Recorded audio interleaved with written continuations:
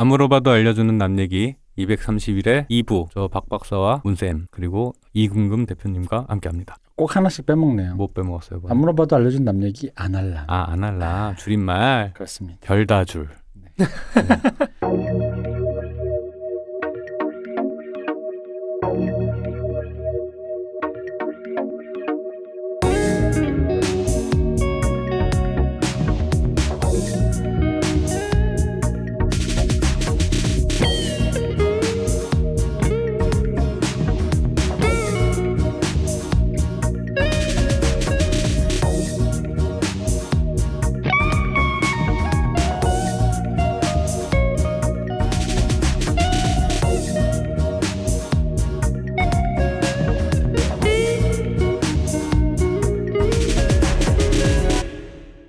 안녕하십니까 문쌤님. 안녕하십니까. 안녕하십니까 박 박사님. 네, 안녕하세요. 자, 어제 한 장 나갔던 진도를 오늘 또 한 반장 나가보자.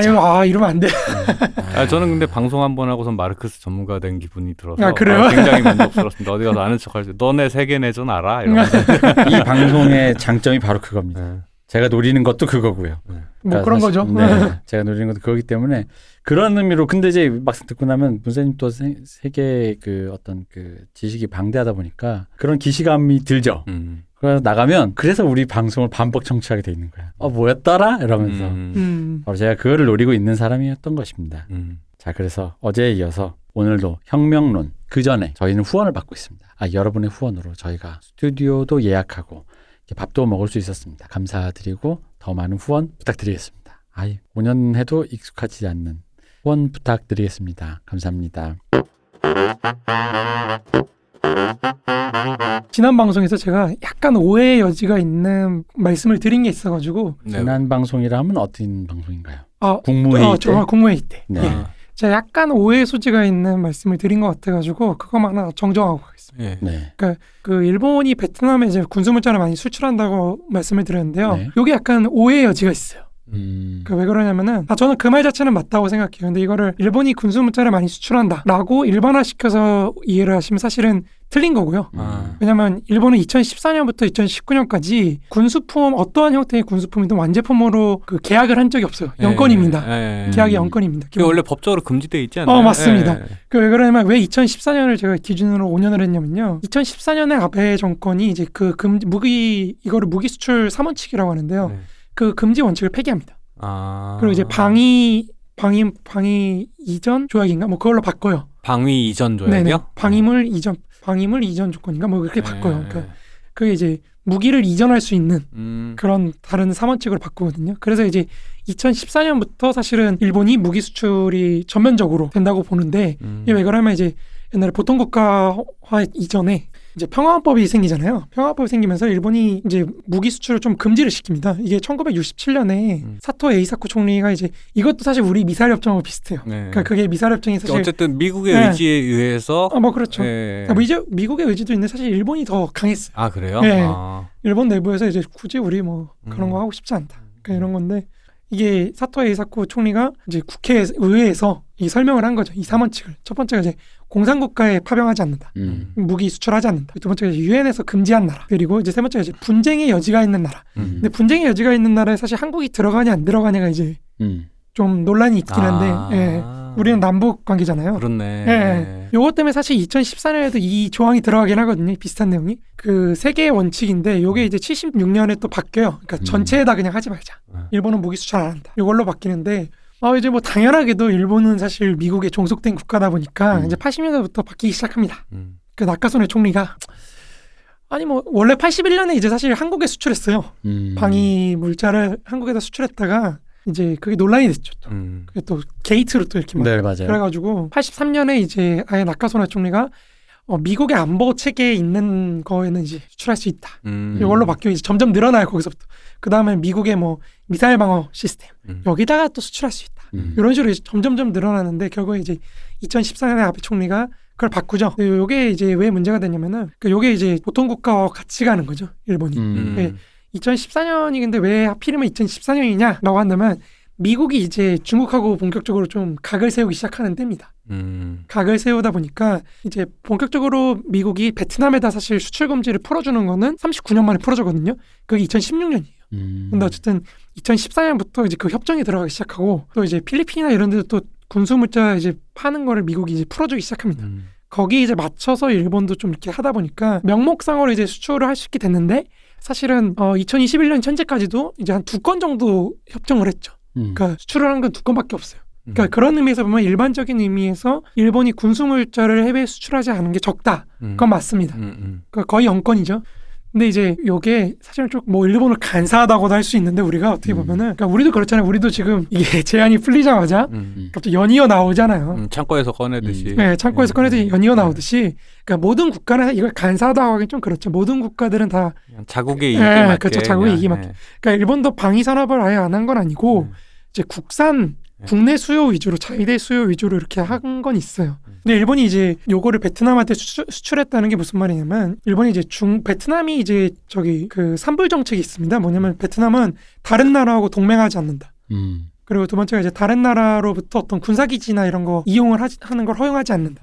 그리고 마지막 세 번째가 이제 어떤 타국을 위해서 제3자와 동맹 관계를 맺거나 그러지 않는다. 그러니까 예를 들어 중국을 견제하기 위해서 일본하고 뭐 어떤 협정을 맺는다 이런 거 하지 않는다. 이게 베트남 외교 전략의 3부 전략이거든요. 그러니까 베트남은 지금 미중 대립에서도 중립을 선언했어요. 그러니까 우리는 중국하고도 친하고 물자를 많이 교환하고 미국하고도 그런 관계이기 때문에 어느 나라하고도 사실은 적대시하지 않는다. 이게 약간 베트남 입장이거든요. 베트남이 기본적으로 아세안의 의장국이다 보니까 어쨌든 베트남도 안보를 신경 쓰지 않을 수는 없어요. 아세안 의장국으로서 사실은 중국의 남중국해로 내려오는 거를 막아야 되거든요. 이걸 막으려고 하다 보니까 일본이 이제 좀 꼼수를 부리는 거죠. 뭐냐면은 원래 베트남은 사실 해양경찰이 군소속입니다. 군소속인데 일본이 이제 협정을 하면서 군에서 떼요. 그거를. 군에서 떼는데 그리고 경찰을 지원해 줍니다. 해양경찰을 지원해 주는 식으로 일본이 여기에 이제 사실 순시함이나 이런 거를 13척을 공여를 합니다. 그냥 줘버려요. 그리고 한 1200만 엔 정도 1200억 엔 정도를 줘버려요. 그러니까 어마어마하게 돈을 사실 썼거든요. 1조 2천억 원 정도 앞에 거 생각. 1200만 엔이면 1조 2천억이죠. 네, 그 정도 주죠. 그러니까 그거 우리나라 돈은 1조 2조에 해당하는 돈을 그냥 지원을 해줘버려. 근데 일본의 ODA 그러니까 해외원조 규칙에서도 군수물자는 보내줄 수가 없어요. 그러다 보니까 이제 경찰로 바꾸는 게 필요했던 거예요. 경찰을 이제 군내에서 떼는 게 필요했는데 이제 그래서 일본이 이제 베트남한테 많은 지원을 해주는 대신에 그렇게 베트남 해양 경찰의 그 어떤 군사력이라고 하긴 좀 그렇고 경찰이니까 이 해양을 장악할 수 있는 그러니까 동남아가 문제가 뭐냐면요 중국을 상대로 해양 방어를 할 수가 없어요. 이거를 우리 영해라고 해놓고 영해를 이렇게 통제할 수 있는 힘이 없다 보니까 요거를 일본한테 많이 요구를 합니다. 일본이 좀 도와주라. 왜냐면 우리가 지난 시간에도 일본 자위대를 좀 무시하긴 했는데요. 이게 해양 자위대하고 육상 자위대는 또 달라요. 육상 자위대는 사실 무시해도 되지만 해양 자위대는 냉전 시절부터 사실 미국을 대신해서 여기를 관할하던 그 짬밥이 있기 때문에 나름대로 거기 있기 때문에 어쨌든 그런 일본 군함이나 군함 이런 거 많이 보내줘요. 왜냐면 이제 그런 식으로 순시함이나 이런 거 13척이나 주고 특히 일본에 이제 에치고라는 그 순시함이 있습니다. 이게 3,000톤급 정도 돼요.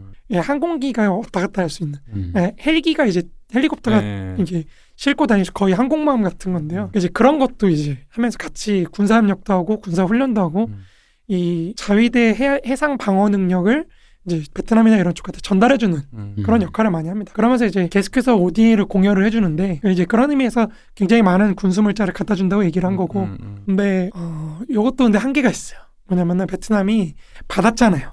받으면 그걸 다 써야 되는데 운영 능력이 없구나. 그렇죠. 거기서 이제 세척 정도는 또 놀려둡니다.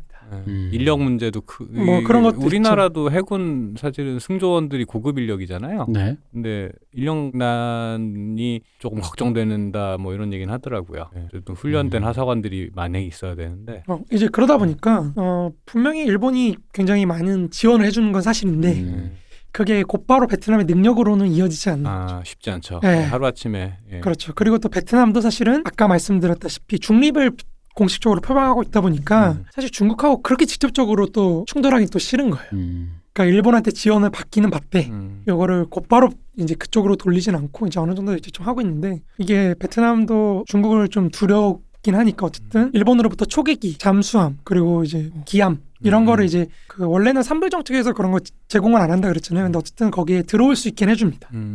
들어와서 이제 순찰을 하기는 해줘요. 그러니까 이걸로 약간 바뀌는 했는데 그런 의미에서 사실은 그 말을 좀 더 제가 좀 더 정확하게 말씀을 드리려고 지금 이 말을 드린 거고. 그러니까 ODA가 일본이 이게 어떤 분은 뭐 이제 그런 얘기 하지만 어떤 ODA가 뭐 없는 돈에 그렇게 보내는 건 아니고요. ODA가 한 5천억 정도 되는데 많이 줄어들긴 했어요. 왜냐면 1조 옛날에 10조 뭐 20조 그렇게 하던 나라인데 이게 2010년대 들어서서는 사실 이제 동일본 대지진 겪고 뭐 이러다 보니까 ODA 규모가 절반으로 줄어들긴 했거든요. 근데 어쨌든 거기서 1,200억 정도를 쓴다는 거죠. 거의 3분의 1 정도 쓴다는 건데 3분의 2분, 그 4분의 1 정도 쓴다는 건데 엄청나죠 아직은. 아직은 굉장히 엄청납니다. 그러니까 요거는 그리고 잠깐 말씀드리면 일본을 우리가 너무 조금 무시하는 경향이 있는데, 그러니까 일본이라는 나라는 기본적으로 그러니까 우리 경상수지라 그러잖아요. 경상수지가 사실 보통 4가지로 구성이 됩니다. 그러니까 상품 수지, 수출을 해서 팔아들이는 어떤 그런 거하고 이제 소득 수지. 이게 금융이나 이런 걸로 들어오는 거고, 세 번째가 이제 그 서비스 수지. 그 이제 네 번째가 이제 이전 소득 수지거든요. 근데 이전 소득 수지는 이제 정말 우리가 해외 송금 뭐 이런 거 생각하시면 될 것 같고, 근데 우리는 거의 미미하고 또 서비스는 사실 우리가 유학을 많이 가다 보니까 그리고 여행이 사실 관광이 우리가 나가는 게 많잖아요. 그러니까 이거 마이너스고, 그러니까 우리는 사실 소득 수지하고 이제 상품 수지 요거 2개밖에 없는데, 이게 2018년을 기준으로 했을 때 소득 수지가 42억 정도 됩니다. 42억에서 49억 불 정도 됩니다. 달러 정도 됩니다. 그러니까 한 5조 정도 되는데요. 일본은 동기간에 얼마일까요? 한 1,900 정도 됩니다. 1,900억 달러. 그러니까 이게 얼마나 큰 규모냐면요. 2018년에 우리가 경상수지 흑자가 한 760억 불 정도 되거든요. 근데 그거의 한 2.5배를 하나도 안 하고 그냥 가만히 앉아서 이자 배당이나 이런 걸로 자산소득으로. 그렇죠. 자산소득으로 이득으로 이제 1,900억 불 정도 번다는 거예요. 그러니까 일단 규모가 다른 거죠. 그리고 이제 여기에 이제 뭐 그 소득 수치나 이런 거, 상품 수치나 이런 거 합치면 좀 달라지는데, 이건 이제 조한 로빈슨 여사가 옛날에 비주류 경제학자였던 그분 말씀을 하면 이제 아직 한국은 노동자 민족인 거고 상품 팔아서 이렇게 하는 거고, 그렇죠. 일본은 이제 자본가 민족인 거고. 옛날에 불어도. 그렇죠. 그러니까 그 정도 차이가 나는 거고. 그러니까 일본, 우리가 지금 굉장히 잘 나가는 건 맞죠. 역대 최고 수준인데, 일본을 그래서 우리가 이길 수 있을 거냐 없을 거냐는 좀 다른 얘기잖아요. 앞으로 어떻게 될까는 두고 봐야 하는 거고. 하하, 지난 방송 댓글에 어떤 그것을 뭔가 조금 더 설명하시게 말을 입을 여셨지만 왠지 역시 일본에게 이렇게 호감이 가진. 아니 근데 왜 그러냐면은 우리가 지금 GDP 경제 규모가 일본의 한 3분의 1 정도 되거든요. 일본이 한 5.2조 정도 되고, 우리가 1.8? 달러. 달러 1.8조? 그 정도 되거든요. 그냥 딱 거의 인구 숫자 차이 정도 되는 거죠. 그거보다 조금 큽니다. 인구는 한 2.3배? 뭐 이 정도인데 이제 그거는 3배가 넘기 때문에 경제 규모는. 근데 이제 그럼 한 30% 정도 되잖아요. 우리가 일본에. 근데 시진핑 때 중국이 지금 미국한테 덤비잖아요. 그거 이길 거라고 보세요? 박 박사님은? 저요? 어떤 면에서? 그러니까 중국이 미국을 이길 거라고 보세요? 길게 봤을 때? 길게 보든 뭐 어떻게 보든. 저는 쉽지 않을 거라고. 쉽지 않을 거라고 보죠. 그러니까 중국이 미국한테 근데 발톱을 드러내게 된 게 왜냐면 시진핑이 집권한 게 2013년이거든요. 근데 2012년 무렵에 중국의 GDP가 미국의 절반 수준이 됩니다. 그러니까 절반 수준 정도 돼도 사실은 비벼보기 힘든데 우리는 사실 3분의 1이거든요. 그럼 아직 한국이 비벼보기에는 조금 힘들다. 제가 볼 때 일본한테 비비긴 좀 힘든 건 사실이고, 이게 객관적으로도 인구도 뭐 우리 2배가 넘죠. 그리고 경제 규모는 3배가 넘고, 게다가 출산율로 보면 합계 출산율 우리 0.84인데 일본은 1.34예요. 그러니까 이것도 한 1.5배 정도 돼요. 물론 둘 다 인구가 소멸할 겁니다. 왜냐하면 합계 출산율 2.1이 돼야지 기존의 인구 규모를 유지하기 때문에. 근데 그러니까 객관적으로 사실은 이렇게 여러 가지 아직 체급 차이가 꽤 난다. 체급 차이가 꽤 크게 나기 때문에. 그러니까 우리가 거기에 대해서 열받을 건 없고, 우리가 그래도 많이 쫓아왔어요. 많이 쫓아왔고, 또 이제 체감, 뇌피셜이죠 여기는. 여기부터는 체감에서 이제 일본이란 나라, 제가 실제 가봐도 그렇고 하는 거 봐도 그렇고 활력이 없다. 그렇죠. 활력을 잃었다. 내부의 동력이 사라져 있다. 많이라는 것들이 이제 느껴지죠. 아주 이제 피부로 확 느껴지니까, 사람들 태도만 봐도 그러니까. 그런 면에서 앞으로 어떻게 될 것인가라는 걸 긍정적인 전망을 하기 힘든 건 사실이나, 저도 그렇게 생각하고, 근데 이제 체급 차이라는 건 분명히 존재한다. 그 부분에 대한 얘기를 하는 거니까 그렇습니다. 이미 얘기할 건 아닌데. 뭐 얘기할 건 아닌데. 일본에 호감 가지신 분들의 얘기 잘 들었습니다. 저는 아무 말도 하지 않았습니다. 근데 아까도 무역 수지 얘기하면서 2018년을 기준으로 말씀드린 건 또 이유가 있긴 해요. 뭐냐면은 왜 2018년이면 우리가 2019년을 기점으로 소득 수지가 갑자기 확 올라옵니다. 왜 그러냐면은 이건 의도한 건 아니에요. 그러니까 그 2019년에 알다시피 한일 간의 관계가 굉장히 안 좋았잖아요. 그러니까 일본이 무역 제재를 하고 뭐 또 당시 반도체가 또 하향세기 됐고 중국하고도 관계가 그렇게 좋지 않다 보니까 이제 중국 수출도 잘 안 되고 해가지고 우리가 상품 수지는 굉장히 엄청나게 떨어집니다. 그러니까 원래 한 1,100억 달러, 1,000억 달러였나 그 정도 됐던 게 700억으로 쭉 주저앉아 버려요. 그러니까 거의 한 27% 정도 빠집니다. 많이 빠졌네. 엄청 빠지죠. 엄청나게 빠져버리다 보니까 사실 이제 우리가 그렇게 안 느끼거든요. 우리는 일본이 그 제재한 거 별거 아닌데? 라고 생각하는 게 이때 기업들이 엄청나게 해외 투자를 하거든요. 그러니까 왜 해외 투자를 하냐면 이것도 문제인데 2019년에 이제 2018년 그 전에 문재인 정부가 계속해서 그 임금을 올리잖아요.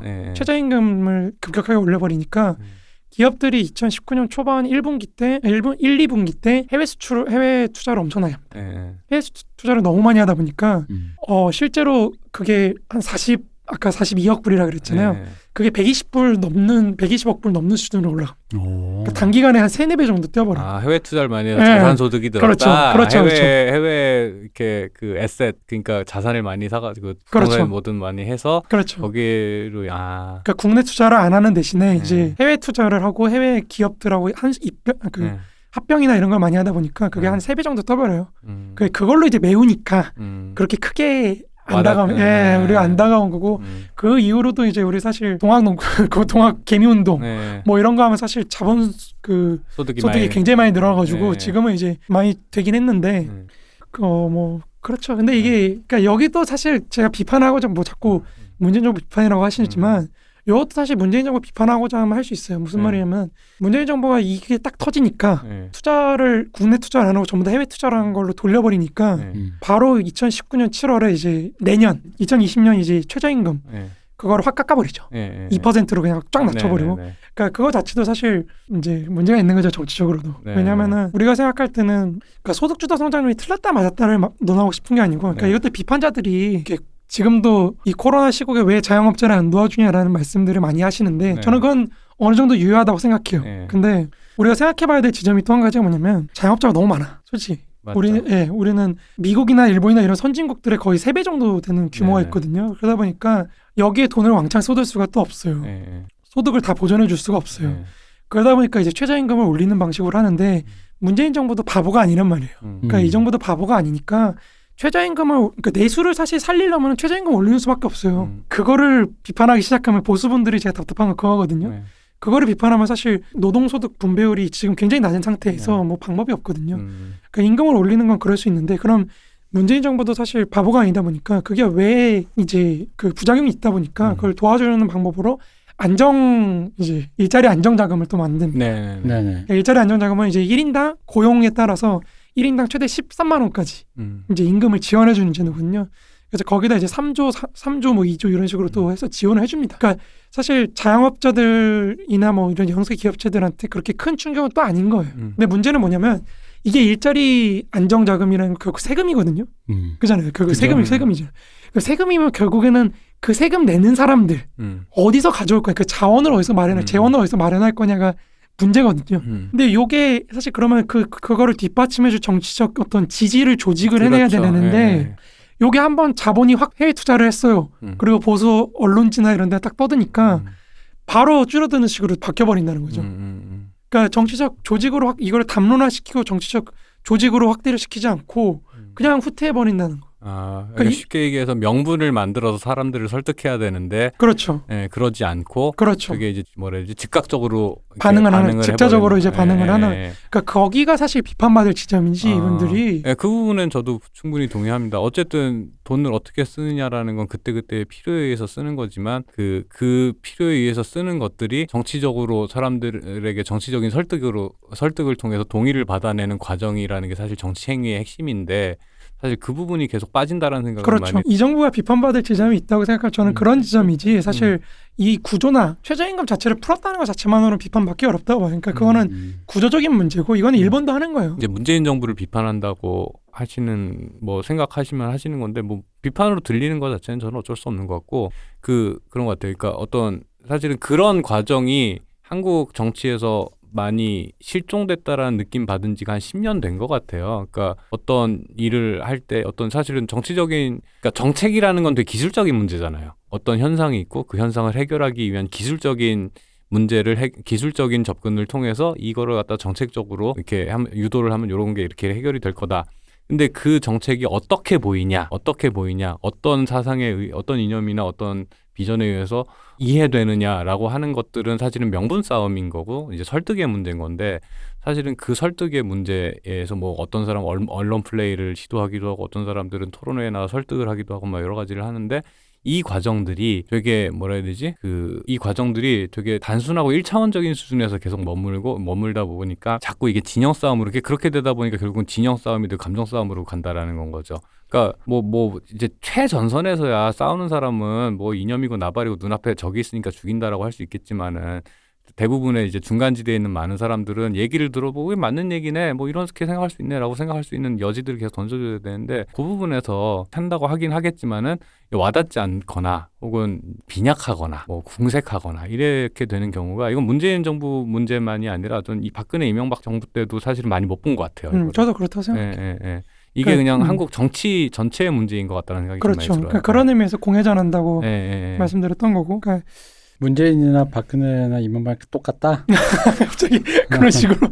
이게 뭐 어떤 댓글에 답변을 드리는 게 아니라 그러니까 우리가 비판하는 지점이라고 한다면 그런 걸 저는 비판해야 된다고 보는 거고. 공회전이라고 말씀하셨는데 그러니까 어떤 문제가 생겨서 토론이 이게 이제 이슈 파이팅이 됐을 때 그 이슈 파이팅에서 뭐 결론이 딱 나지는 않더라도 대체로 공감하는 어떤 인지가 있으면 그 공감대가 토대가 돼서 다음 얘기로 이제 발전이 돼야 되는데 모든 게 처음부터 제로 베이스로 어떤 논쟁이 시작되면 항상 제로에서 시작을 한다라는 게 항상 아쉽긴 하거든요. 그러니까 이게 더 문제가 뭐냐면 그러니까 그런 과정을 안 했던 게 문제라고 한다면 그러니까 지금 와서 사실 홍장표 교수 같은 분이 홍장표 교수. 네, 홍장표 저 소득 주도 성장론 지지하시던 분을 KDI에 앉혀놓고 원장으로 요즘에 KDI에서 소득 주도 성장론이 한국에 긍정적이었다 이런 연구들이 많이 나오거든요. 그러니까 그런 거 자체가 좀 답답한 거죠. 그러니까 이게 재밌는 게 그 경제학자 중에 변영윤 교수님이라고 옛날에 돌아가신 분 계신데 그분의 호를 따서 이제 학현학파라고 이 소득 주도 성장론을 지지하는 그쪽 계보가 있어요. 이분들이 이제 모여서 토론을 하시는데 이제 거기서 소득주도 성장론에 동의하셨던 분들 혹은 이 정부에 참여하셨던 분들 이분들이 나와서 막 긍정적인 발표를 막 하는데 거기서 되게 논쟁이 크게 있었어요. 근데 제가 좀 웃겼던 건 거기서 반대파들이 반대하셨던 분들이 아니 그러면은 그렇게 좋은 거면 왜 그만뒀냐고. 그러니까 이 말에 사실 막히거든요. 그러니까요. 그러니까 진짜로 진지하게 이게 비전이 이 얘기 계속 길어져도 되나? 쉽죠. 그러니까 진짜로 그게 비전이라고 생각하고 진지하게 생각했다면 오히려 문제점을 파악하는 데 더 중점을 둬야 되는 건데 구체적으로 그러니까 뭔가를 실현할 생각이 있으면 문제점이 더 걱정되는 게 당연하잖아요. 이거 잘못되면 어떡하지? 진지하게 그걸 성취하고 싶다면 진지하게 접근했을 때 스스로 이게 문제였다. 그러니까 다음엔 이걸 보완해야 된다가 아니라 그러니까 이미 정책은 포기했으나 이게 사실은 긍정적이었다라는 사후 약방문을 하고 있다라는 게 이게 되게 1차원적인 정치적인 효과 말고 뭐가 있냐라는 건 거지. 그리고 이제 그러니까 저는 이렇게까지 이렇게 얘기하고 싶은 건 아니었고 이렇게까지 얘기하고 싶은 건 아니고 저는 그게 단적인 예로 아주 제가 철든 이후로 굉장히 오랫동안 보지 못했던 그러니까 공론장이라고 말하는 건 아니고 대중적으로 복덕방이나 택시기사 아저씨들이랑 하는 얘기 소비되는 정치 이야기라는 게 있고 그리고 진지하게 이야기가 되어서 어떤 그 논리들이나 이런 합의의 과정들이 쌓여서 프로세스가 돼서 뭔가가 수정되고 진보하는 과정이란 게 따로 또 있어야 된다고 생각을 하는데 이제 후자가 어느 순간 실종이 됐고 전자만 남아 있는 것 같다라는 생각이 너무 많이 들어가지고 그런 층위에서 하는 얘기인 거지. 이게 이게 단순히 정권의 문제가 아니라 시대적인 문제인 것 같기도 한다는 생각도 좀 많이 들고 하고 그래요. 뭐 변호를 좀 하자면 문재인 정부가 그렇게 그러니까 경제적으로 뭐 잘못했다 이게 아니라 그 어떤 분이 뭐 요즘에 뭐 1조짜리 기업들도 많이 나타났다 저희가 주식을 해보니까 그건 맞는 말씀이세요. 그러니까 제가 대기업이 안 된다고 했을 때 맞는 말씀이지만 동시에 틀린 말씀이신데 그러니까 무슨 말이냐면 1조짜리 기업들 하는 그 대한민국 1000대 기업에서 그 1조 이상의 매출을 하는 기업들의 숫자는 그 90년대 이후로 계속 증가해 왔어요. 그 규모 자체는 계속 늘어납니다. 근데 일단 우리가 첫 번째로 생각해야 되는 게 이 기업들이 과연 수익률이 정말 그 정도 1000대 기업의 1조가 넘는 거에 해당하는 수준이냐라고 했을 때는 일단 중국보다도 못한 수익률을 보여주고 있고요. 그러니까 우리가 한 4천 몇 프로 정도 되는데요. 중국이 5점 몇 프로입니다. 미국은 7점 몇 프로 정도 하고 있고 이게 좀 잘 나간다는 국가들 OECD 평균은 5.3인가? 뭐 그랬던 것 같아요. 중국이 5.4인가 그렇고 그러니까 그렇게 수익률이 높지 않다는 게 첫 번째 문제이고 수익률이 높지 않다는 건 사실은 생산성이 좀 문제가 있다는 거고 첫 번째로 두 번째로 그 1조 매출 이상의 천대 기업이 늘어난 건 맞거든요. 특히 문재인 정부 들어서 늘어나는 추세가 된 건 맞아요. 그러니까 박근혜 정부 내내에는 사실 줄어들었어요. 한 182개인가? 거기까지 내려가거든요. 이게 그러니까 많이 내려간 건 사실인데 거기서 이제 문재인 정부 다시 올라가요. 근데 문제가 뭐냐면은 이게 꺾였어요. 그러니까 작년을 기점으로 이 올라가는 추세가 꺾여요. 다시 줄어들었고요. 그리고 특히 중요한 건 10조 이상의 매출을 내는 기업들이 몇 개인가인데 요게 2011년에 이미 30개였거든요. 네. 10조 이상의 매출을 기록하는 나라 그 기업들이 30개였는데 지금 30개예요. 그러니까 문재인 정부 들어서서 내내 줄어들었습니다. 그러니까 10조 이상의 굉장히 큰 매출을 기록하는 기업들은 사실상 10년 동안 숫자가 변한 게 없어. 늘어난 것도 없고 오히려 줄어드는 추세에 있다. 지금 그러니까 그런 점을 좀 고려해 주시면 제가 이제 전달하고자 하는 바가 뭔지 좀 받아들이실 거라고 생각합니다. 그러니까 그런 차원의 문제이기 때문에 우리가 10년 동안 그 1조 이상의 매출을 내는 기업들의 숫자도 그렇게 크게 늘어나지 않았고 심지어 증가세가 꺾였고 지금 10조 이상의 매출을 내는 기업들은 숫자가 변화가 없다. 2011년, 12년에 30개였는데 지금도 똑같다. 그러니까 사실상 그렇게 많이 성장하지 못했다는 거죠. 이 얘기를 뭐 그래서 한국이 글렀어 이렇게 들으시지 마시고 뭐 현재 이런 종류의 문제도 보이니까 앞날은 모르는 거고 이런 종류의 문제들이 있으니까 이런 문제도 같이 걱정할 만한 부분이 될 수 있다. 이 정도로 생각해 주시면 될 것 같아요. 제가 지난 방송에 그 방송 내용에 대해서 비판적인 댓글이 많이 달려서 여러분이 좀 더 보론을 하신 것 같은데 제가 조용히 들어본 결과 실패! 일본 편향적이다? 아니 뭐 일본 편향적이고 정부 비판적이고. 아니 근데 뭐 정부 비판이야 뭐 우리 같은 사람이야 늘 정부 비판. 정권에 누가 앉아도 정부 앞으로도 비판할 건데요. 그럼요. 너무 이거는 저는 아닙니다. 발 빼시는데. 저는 아닙니다. 짧게 이렇게 말씀드린 거고요. 뭐가 짧아? 너무 길어졌어 이게. 너무 길어졌어. 빨리 갑시다. 재밌었습니다. 아니 오늘 이 얘기를 드린 이유는 지난번 방송에서 약간 미흡한 부분이라든가 약간의 오해가 너무 있다. 많이 할 얘기가 있다 보니까 이게 통통 친 게 있어가지고 좀 오해가 생길 수 있어가지고 좀 제가 기억나는 것들만 얘기를 한 건데. 댓글이 아팠다. 아니 아프진 않아요. 이렇게 얘기하고 싶었는데 너무 아파서. 아니 저는 아파요. 저는 아프세요? 평화롭게 살던 사람인데 갑자기 내가 모르는 사람이 욕하면 당연히 기분 안 좋지. 저 때문에 괜히. 아니 사실 뭐 저야 뭐 지난번 방송에서 크게 얘기를 입을 이제 말을 담근 건 아니니까 뭐 큰 적은 없는데 다만 이제 그런 거예요. 아까 방금 얘기했지만 우리 같은 사람은 누가 와서 앉아 있어도 욕해요. 문제만 찾아서 집요하게 괴롭히는 사람들이라. 저는 아닙니다. 아니 이렇게 두 분 다 나만 이제 좌표가 다 찍혔을 거라 생각합니다. 아니 저는 뭐 그런 건 별로 신경 안 쓰는데 그러니까 곡해가 될 여지는 저 스스로 없애야 된다고 생각하기 때문에. 맞습니다. 네 그렇습니다. 아니 난 댓글에서 딴 거는 뭐 저는 욕 먹는 건 별로 이렇게 신경 쓰는 사람이 아니다 보니까 괜찮은데 빨갱이 전문가라고 하는 건 조금 어떤 분이 저를 그렇게 표현하더라고요. 빨갱이 전문가라고 하는 거는 그 용어 자체가 그러니까 저를 욕해서 그런 게 아니라 빨갱이라는 용어는 우리가 좀 지양했으면 좋겠어요. 그러니까 아니 뭐 저는 개인적으로 그런 거는 그냥 일종의 그냥 못된 유머 정도로 받아들이고 지나가는데 근데 약간 요즘에 뭔가 그런 종류의 멸칭을 사용하는 게 요 한 1, 2년 사이에 갑자기 또 이렇게 흥하고 있죠. 진영이 분명해지면서 진영이 분명해지면서 되게 그런 표현들에 대해서 다시 거부감이 없어지는 뭐 그런 추세들이 많이 보이더라고요. 근데 안 좋습니다. 안 좋은 거라고 봐요. 그런 거는. 어렵네.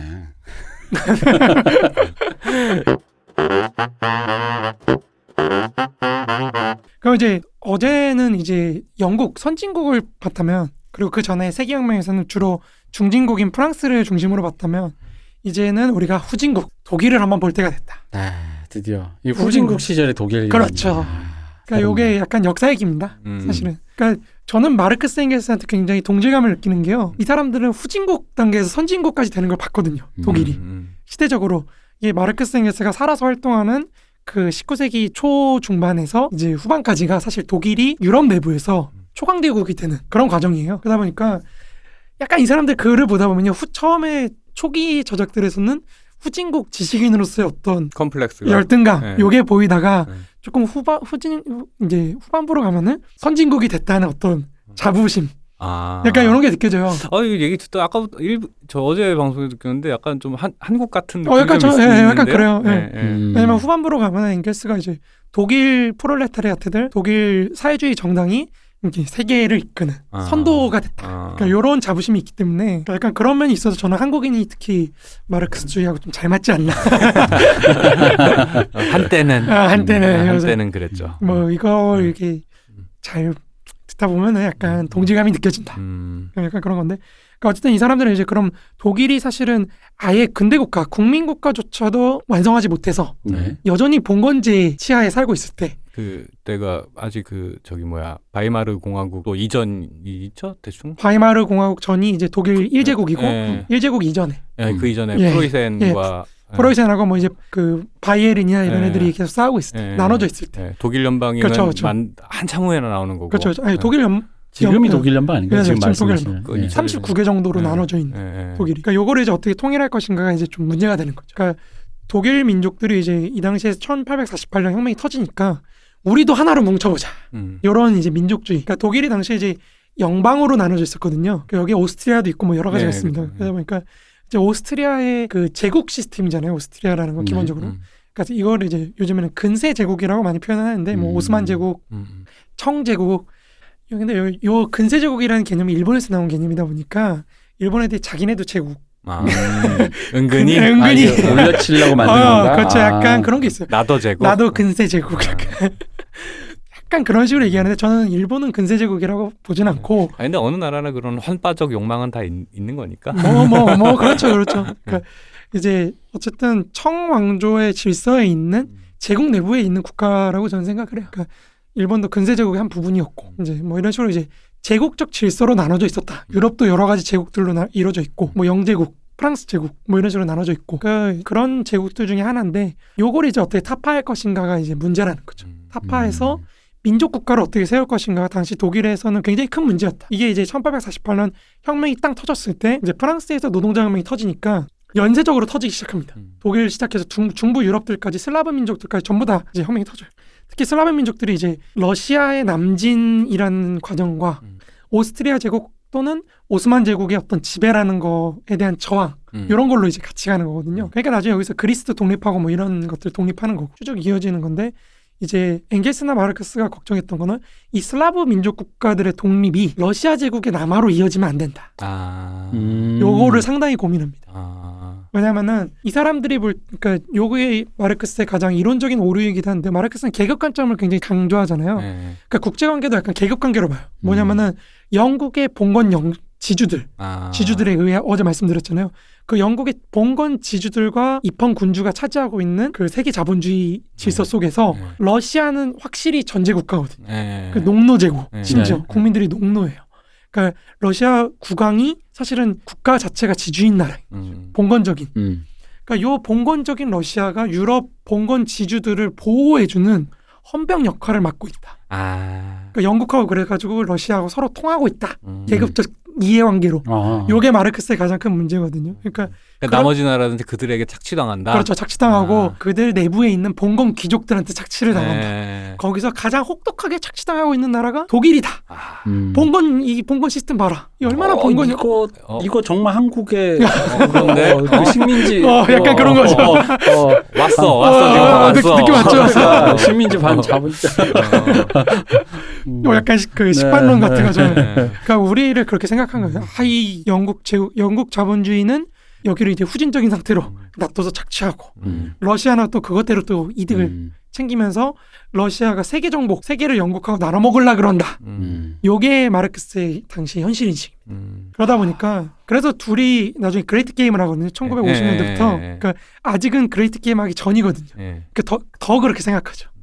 나중에 그레이트 게임 할 때도 저거 짜고 치는 거다. 이렇게 비판하거든요. 그러니까 마르크스는 죽을 때까지 러시아를 좀 이렇게 싫어하는데 그런 면에서 그래서 이제 나중에 소련이 역설적에도 사회주의가 됐잖아요. 그러니까 소련 학자들이 마르크스는 차마 욕을 못하겠고 그러니까 이제 엥겔스를 욕합니다. 앵겔스가 독일 민족주의 오염이 돼가지고 마르크스 우리 신성한 마르크스를 오염시켰다 이런 식으로 약간 공격을 하거든요. 착하면 손해 보는 이 더러운 세상. 꼬장꼬장 하려면 끝까지 해야 돼 진짜. 친구 잘못 떠가지고 뭐 약간 그런 거죠. 옆에 부르주아 친구 하나 잘못 떠가지고. 네, 왜냐면 앵겔스가 사실 좀 제가 마르크스 방송에서 여러 번 얘기했지만 좀 그 슬라브 민족들이 이제 러시아 편을 드니까 좀 많이 좀 막말을 해요. 쟤네는 역사의 폐기물이다. 혹하다. 쟤네는 독일 민족한테 흡수될 운명이다. 그게 역사의 어떤 의의다. 쟤네의 존재의 의의다. 뭐 이런 식으로 얘기를 하다 보니까 진짜 폭언이네. 네, 폭언이죠. 쟤네는 민족 국가를 가질 자격이 없다.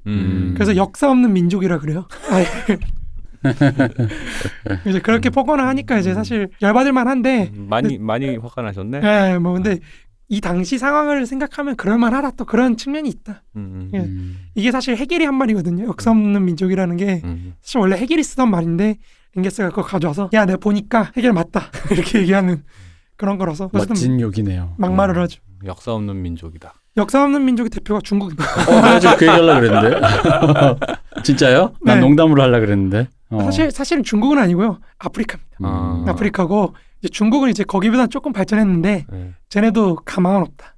이렇게 얘기하는 거 헤겔이. 이걸 이제 헤겔이 뭐 오리엔탈리즘이다 이렇게 비판하는데 그건 또 딴 얘기고. 그러니까 저는 그렇지 않다고 봐요. 그러니까 충분히 할 법한 얘기라고 생각을 하는데 요즘엔 이런 얘기하면 큰일 나죠. 그러니까 지금 아프리카 역사 없는 민족이다. 이거 완전히 손발 노동이나 하는 와카다.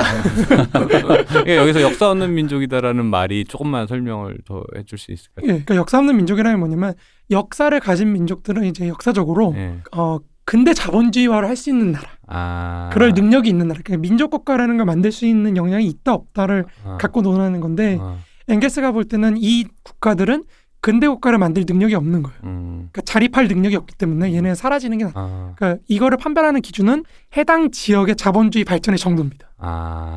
근데 동유럽은 당시 대부분 농업지대다 보니까 근데 농사나 짓는 것들이 무슨 그러니까 이런 식으로 그들이 말하는 역사라는 건 근대화라는 그렇죠, 말로 그렇죠, 쉽게 그렇죠. 이해를 해도 되겠네요. 그렇죠.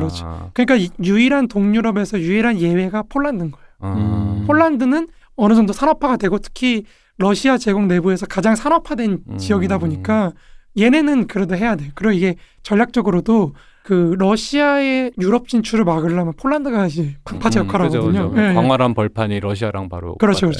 뭐 지금도 그렇죠. 지금도 그래서 거기다 우리나라가 또 여기서 밀리터리 국뽕.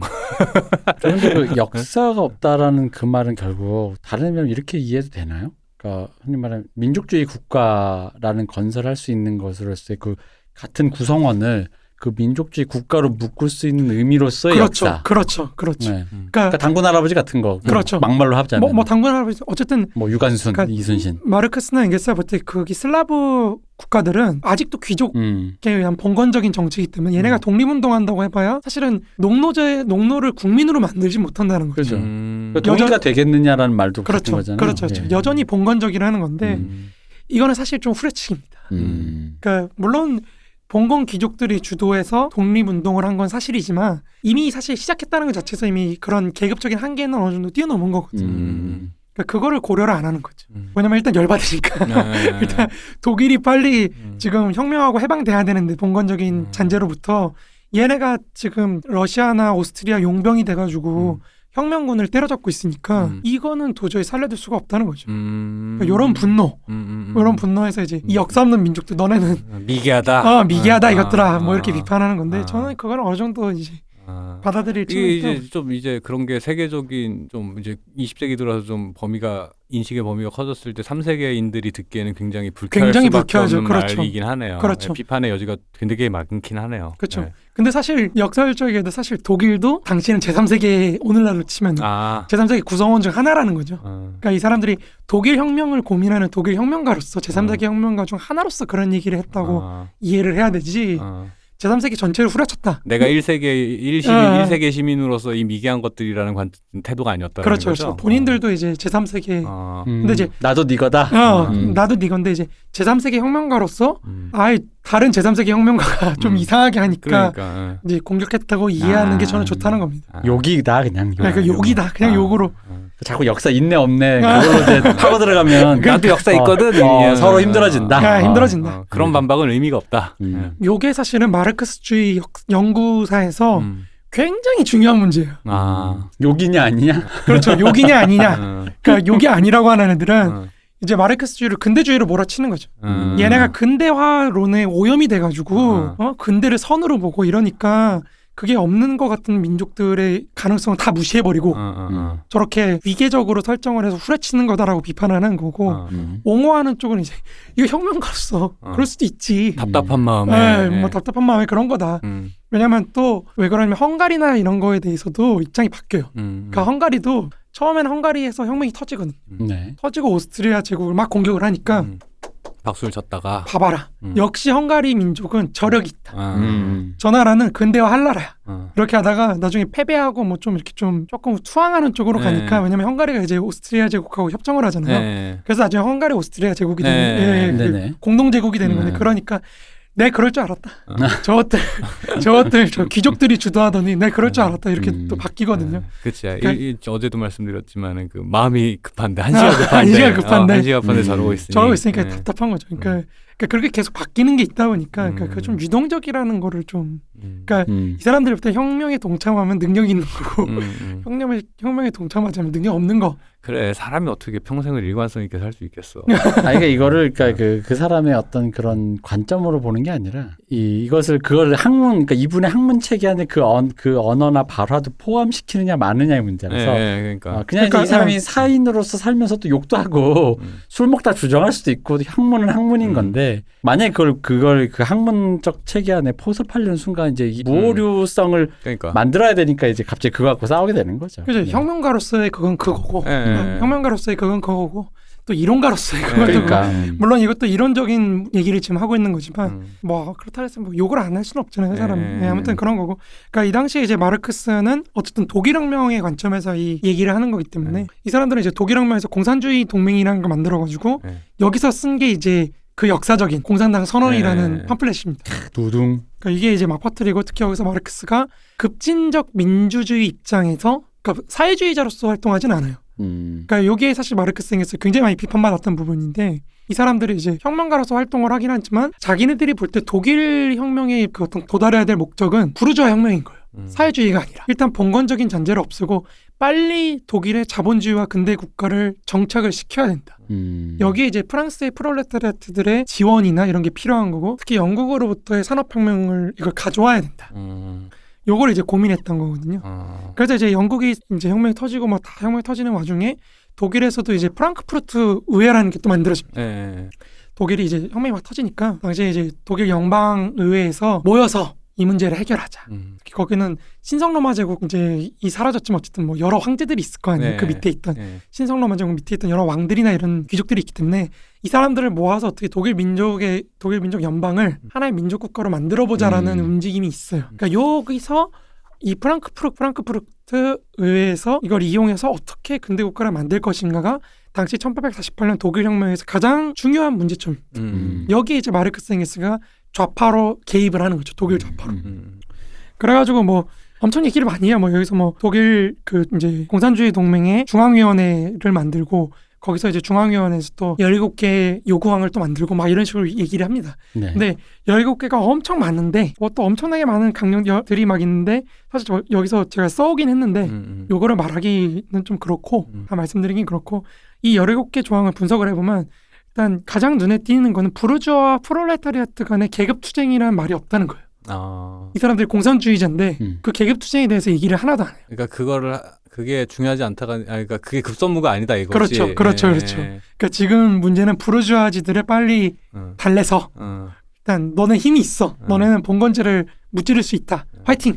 우리가 지원해줄게. 지지해줄게. 그래서 니들이 근대 국가를 만들어내면 우리가 니들을 치겠다. 그렇죠.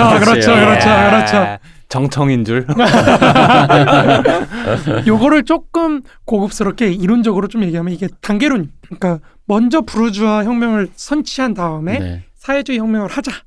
이게 단계론이거든요. 그러니까 마르크스주의 역사는 사실 여기하고 이제 뒤에 말씀드리겠지만 뒤에선 바뀌어요 또. 이제 나중에 급진화되면서 프롤레타리아트가 아예 단계를 부르주아 단계 업무까지 수행해버리자. 과제까지 수행하고 사회주의로 그냥 밀고 가버리자. 이게 연속혁명이거든요. 그러니까 마르크스주의 역사는 사실 이 두 개로 왔다 갔다.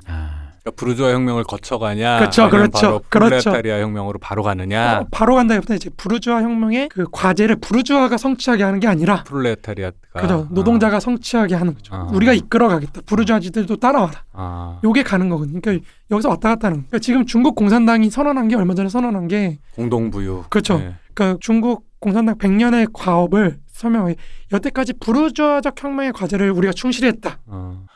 거기에 또 이렇게 아다리가 예, 되는구나. 맞습니다. 그러니까 요게 지금은 부르주아 혁명이라고 얘기를 하지만 나중에 이제 모택동이 가면 모택동이 뭐라 그러면 야 1917년 혁명을 봐라. 러시아 혁명을 봐라. 그러면은 이미 세계사는 제국주의와 사회주의 간의 전쟁으로 바뀐다.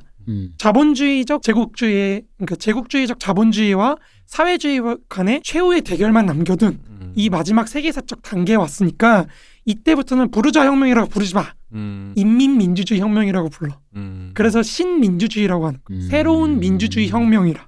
사회주의 혁명이 시작된 세계화된 차원에서의 민주주의 혁명이기 때문에 새로운 민주주의 혁명. 그래서 신민주주의 혁명. 그래서 요게 지금 공산당이 선언한 게 이번에 공산당 100주년에 신민주주의적 혁명의 과업을 수행했다.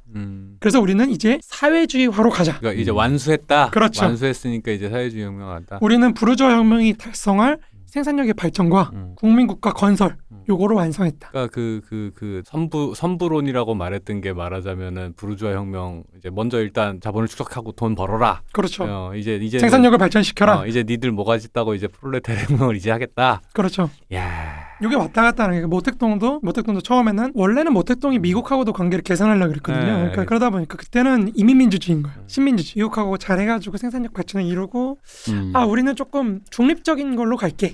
소련하고 미국 사이에서 중립적인 걸로 갈게 했는데 이제 미국이 사실은 대중 정책이 좀 왔다 갔다 하거든요. 특히 모택동이 제일 열받았던 게 만주를 장제자 주려고 하니까 만주에 있는 수많은 군수물자나 이런 것들 일본 제국이 남겨놓은 거를 국민당한테 주려는 거 아니냐라는 이제 분노.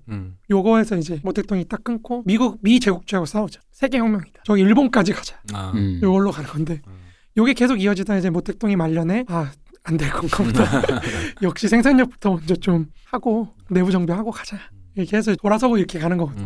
그러니까 요 모든 얘기들이 사실은 도식적으로 얘기하자면 여기서부터 이제 나타나는 거예요. 후진국으로서의 중국이 어떻게 국민국가를 건설하고 그다음에 생산력 발전 이뤄가지고 부르주아 혁명의 과업을 수행할 것인가. 주체를 누구로 둘 것인가 제일 문제가 되는 거거든요. 그러니까 중국 헌법을 보면은 공산당이 영도한다는 건 있어요. 그 영도의 주체는 누굴까요? 인민. 그냥 인민이 아니에요. 노동자와 농민의 동맹. 요게 영도한다고 돼 있거든요. 그래서 그들 하나하나의 얼굴을 제대로 못 알아갈 볼까봐 인공지능으로 체크하고 그런 큰 뜻이 있었던 거거든요. 그러니까 그냥 대중들이 아니라 요즘 그렇게 가는 거죠. 그러니까 거기서도 이제 스탈린하고 싸웠던 게 그런 게 있어요. 스탈린은 이제 소련은 사회주의 계급투쟁 없다. 그러니까 우리는 인류를 대표하는 국가 이렇게 가는 거고. 그래서 계급 그걸 없애요. 헌법에서 소련 헌법에서 없애는 거고. 중국은 웃기고 있네. 있다. 너네 있고 계급이 없는 건 모순이 없다. 모순이 없다는 건 가짜다. 이런 식으로 가면서 소련하고 중소분쟁이 이제 그런 식으로 논리적으로 이루어집니다. 어쨌든 그런 논리들의 근원이 여기서부터 이제 나타난다. 그러니까 여기서 이제 아직은 마르크스가 단계론적인 사고를 하는 거예요. 어쨌든 최선진국은 영국이고 그리고 정치적으로도 중진국은 프랑스니까 아직은 프랑스와 영국이 기동력과 생산력 이런 조건을 갖고 있다. 독일은 이제 우리의 그 역동성을 어떻게 그들하고 접합을 시킬 수 있느냐 없느냐 요게 문제가 된다는 거죠. 그래서 프랑크푸르트 의회에 그걸 계속해서 요구를 합니다. 너네가 근대 국가를 만들기 위해서 내부의 봉건제를 어떻게 타파할 것인지를 논의를 해야 된다. 그걸 공격을 해야 된다. 민주주의 세력이 그걸 해야 된다. 그거를 계속해서 얘기를 하는데 사실은 프랑크푸르트 의회가 그걸 안 하죠. 이 독일 공산당 요구 이 17가지 뭐 대충 보면 투표권 보통선거 그리고 일종의 국유화가 좀 많이 들어가 있는 것 같아요.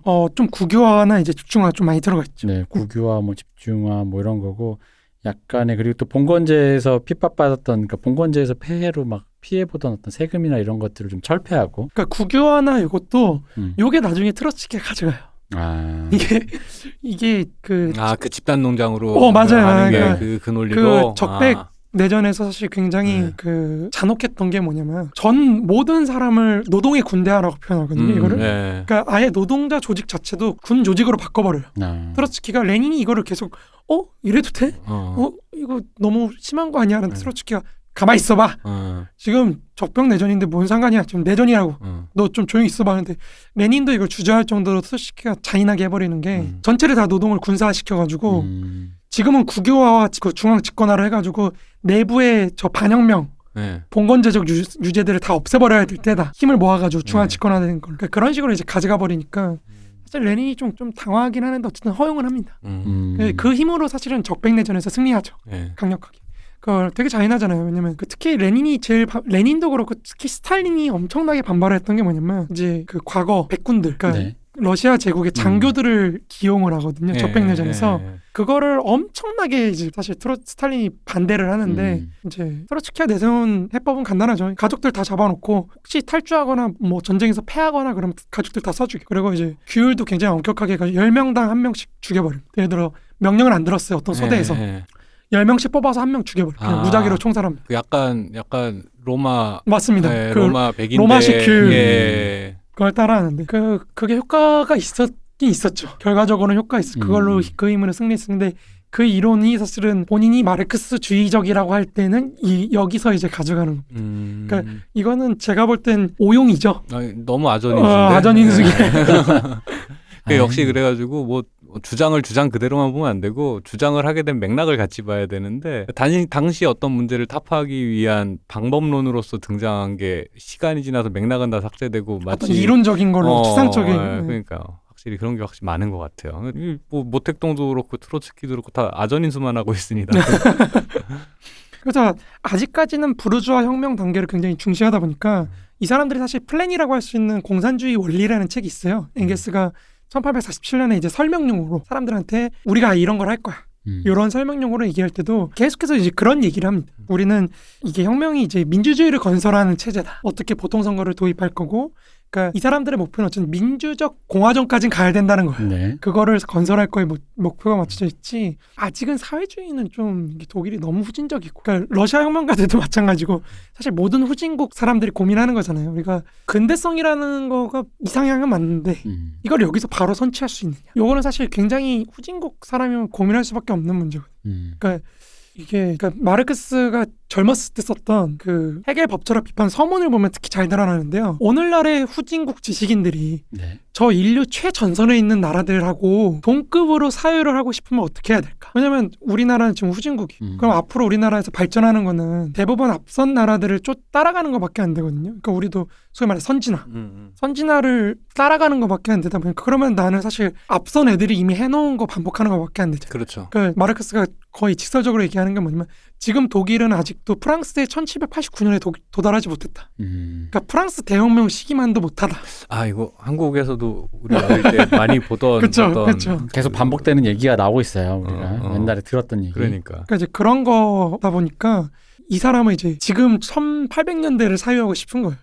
지금 이 순간에 가장 중요한 문제를 사유하고 싶은데 우리 현실은 아직 1789년이야. 그럼 나는 뭘 고민해야 되는 이런 얘기를 막 하거든요. 요거를 조금 더 쉽게 풀면, 좀 후려쳐서 풀면 91년도에 시티팝을 앨범을 내려고 준비하고 있는 김현철 씨의 마음 같은 거죠. 그렇지. 아니 맞잖아. 네, 맞죠. 아직 시티팝이라는 게 결국 뭐냐면 사실 김현철 씨 자체는 시티팝이라고 생각은 뭐 이게 말을 쓰진 언어를 요즘 이제 않는데. 시티팝은 요즘에 생기니까 정말 그런 웨스트 코스트한 팝 스타일의 앨범을 내고 싶었던 거죠. 근데 이제 그런 스타일의 팝이라는 것은 그런 스타일의 도시적 문화 소비 기반이 있는 곳에서 이제 흥하는 주말에 뭐 차 끌고 교회 나가서 좀 좋은 시설이 좋은 흔히 말하는 그냥 저기 무슨 가든 있고 이런 거 하나 있고 이 정도가 아니라 드라이브도 좀 할 수 있고 드라이브도 할 수 있는 도로 네트워크 인프라가 있고 거기 가면 라운지의 야경이 또 괜찮은 뷰에 있는 게 있는 거지 무슨 모텔에 들어가고 뭐 가든에 들어가 이런 문제가 아니거든요. 그러니까 그렇죠. 아직 후진국이 이 나라에. 그렇죠. 가든도 가든이나 하나 있고 고속도로도 애매해. 그거 알아줄 사람도 없어. 그러면 이제 사람들의 의식이 없으니 시티팝을 내가 내놔도 시티팝을 소비할 사람이 없단 말이야. 그지. 근데 나는 시티팝이 너무 좋아. 시티팝을 하고 싶어. 그랬을 때 나는 지금 저 LA의 뮤지션들과 동급으로 사고하고 플레이를 하고 싶은데 이건 앨범을 내봤자 아무 소용이 없잖아. 그렇죠. 이걸 소비해줄 주체도 없고. 그죠? 지금 소비해줄 주체도 없고. 다 트로트 지금 신사동 그 사람 들을 때란 말이야 그게. 너무 와닿지 않나요? 네. 너무 이렇게 설명하니까 맞았다 나 진짜. 그러니까 그 상황에서 김현철 씨가 그 앨범을 만들기 위한 세션도 없어. 어떤 훈련이 안 돼 있어. 이 사람 이렇게 연주해 줄 수 있는 사람들도 거의 없어. 그런데 그 동급으로 같이 사고하고 있는 같은 그 컨템포러리를 공유하고 LA의 뮤지션들과 컨템포러리를 공유하고 싶은 이 김현철 씨의 그 후진국 뮤지션의 마음 이거잖아요 지금. 네. 그래서 그렇죠. 네. 그래서 이제 그 독일의 김현철 막스는 영국인 세션들을 일단 데리고 와서 이제 인프라부터 만들고 해야 된다. 그렇죠. 그리고 이제 프랑스의 어떤 기술자들 그렇지. 데려오고 그래서 스튜디오를 짓고 이제 거기까지가 돼야 그 다음에 시티팝을 하든가 말든가. 그렇죠. 그런 얘기를 한다는 거죠. 네. 이게 사실 되게 고통스럽겠다. 그죠, 고통스럽죠. 그 모든 후발주자들이 다 고민하는 문제예요. 그죠. 그러니까. 왜냐면 시티팝이라는 게 요즘 웃긴 게 시티팝 왜 그런 거 가끔 유튜브 보면은 드라이브 영상이나 그런 드라이브 웨이도 이상한 저기 국도변은 아니라 좀 근사해 보이는 드라이브 웨이를 배경으로 이렇게 한단 말이죠. 그러니까 이제 그런 풍경이 없던 시절이면 그런 음악이 있어도 내가 차 한 대 뽑았어도 그거 이제 서울에서 되던 게 강남이랑 여의도 요 한 5km 바운더리 안에서 그죠. 그 올림픽대로랑 그 야경 있잖아요. 그거 이렇게 한 10분 밟으면 이제 풍경이 다 암흑이 되고 그렇죠. 딱 그거였단 말이죠. 그러니까 그쵸. 이제 그런 생각을 해보면 요렇게 표현하는 게 들으시는 분들도 그 막스의 기분이 확 이해가 되네요. 그죠. 얼마나 깝깝했을까잉. 깝깝하죠. 근데 또 자기가 그렇게 해서 이론으로 딱 했는데 요것들이 그대로 안 움직이네. 이 부르주아 놈들이. 형이 로드맵 다 만들어놨는데 저 봉건적인 애들하고 협상을 하려고 그래요. 거기서 프랑크푸르트 의회를 가봤더니 그러니까 이제 마르크스 엥겔스가 이제 작성한 강령이 있어요. 프랑크푸르트 의회의 급진 민주당과 좌파의 강령이라는 글을 씁니다. 그러니까 이제 리버럴들이나 이런 애들 모아가지고 자유주의자들이나 이런 사람들 모아가지고 강령을 써서 이렇게 하는데 가서 보니까 답답한 거예요. 뭐냐면은 프랑크푸르트 의회가 누구를 독일의 황제를 뽑을 건지를 놓고 싸우고 있어요. 진짜 까먹었다. 그 39개의 연방 중에서 어느 나라의 왕을 독일 전체 황제로 뽑을까 우리 요거를 놓고 싸우고 있어요. 여기서부터 이미 깨는 거죠. 나는 지금 황제 없애라고 공화국 만들려고 하고 있는데 선거로 해야 돼? 뭘로 해야 돼? 약간 이런 얘기를 하고 있으니까 답답한 거죠. 거기다가 또 얘네 부르주아 애들이 또 프롤레타리아트들한테는 약간 좀 왜 저래? 좀 무섭다 얘네. 그렇지. 위협으로 다가오는 거죠. 특히 프랑스에 있는 프롤레타리아트들이 막 이렇게 활동을 하니까 이 사람들이 더 공포스러운 거죠. 그죠. 강성 뭐가 짙다고. 막 이러니까 저기랑 우리가 동맹을? 약간 이런 게 되다 보니까 게다가 또 봉건제를 철폐하는 거에도 철저하지가 않은 거예요. 뭐 마르크스는 사실 우리나라 토지개혁하듯이 유상몰수에서 뭐 유상분배를 하든지 무상몰수에서 어쨌든 무상분배를 하든지 좀 이렇게 하자. 철폐를 하자 했는데 이 사람들은 소위 말해 부역을 하잖아요. 그러니까 지대를 납부를 하잖아요. 공납물을 납부를 하는 거를 없애는 거를 허용을 안 해요. 그러니까 봉건제를 그냥 유지를 시키는 거죠. 그렇지. 일종의 이해관계가 아직까지도 그 독일 지역 안에서는 그 질서가 아무래도 자기들한테는 이득인 상황일 테니까 그게 변화하는 것 자체가 위협으로 느껴졌겠죠. 아무래도. 그렇죠. 그리고 기존의 연방 질서들, 그러니까 연방제로 그냥 재편하려고 그래요. 강력하게 중앙 집권화된 국가가 아니라 그냥 기존의 국가들 이렇게 해놓고 그 위에 그냥 연방정부 하나 만들자. 이런 식으로 이렇게 하다 보니까 느슨한 형태로. 그러니까 이 사람들부터 답답한 거예요. 지금 하나의 국가로 묶어서 빨리 발전해도 모자랄 판국에 봉건제를 사실상 유지를 시키자고 하니까 거기다 이제 결정적으로 군사적으로도 또 헛짓거리를 합니다. 그러니까 뭐냐면 이제 이 사람들이 계속 의구심을 갖거든요. 정말 이 나라의 자유주의자들, 부르주아들이 저 봉건 영주들을 철폐할 생각이 있는 건가? 요거에 의구심이 있었는데 이때 당시에 이제 슐레스비 홀슈타인이라는 주가 따로 있어요. 여기는 이제 알다시피 유럽의 왕들은 혼맥이 굉장히 복잡하다 보니까 독일에 속해 있으면서 동시에 덴마크에 속해 있는 영지입니다. 근데 여기는 이제 덴마크의 왕이 굉장히 전제적으로 지배를 하던 곳인데 반란이 일어나요. 이제 1848년 혁명이 일어나니까 여기서도 그럼 우리도 근대화하자. 그러면서 이제 반란이 일어나서 반란군이 이제 시를 장악하고 막 이럽니다. 그러면서 우리 주는 이제 독일 연방에 편입이 되겠다.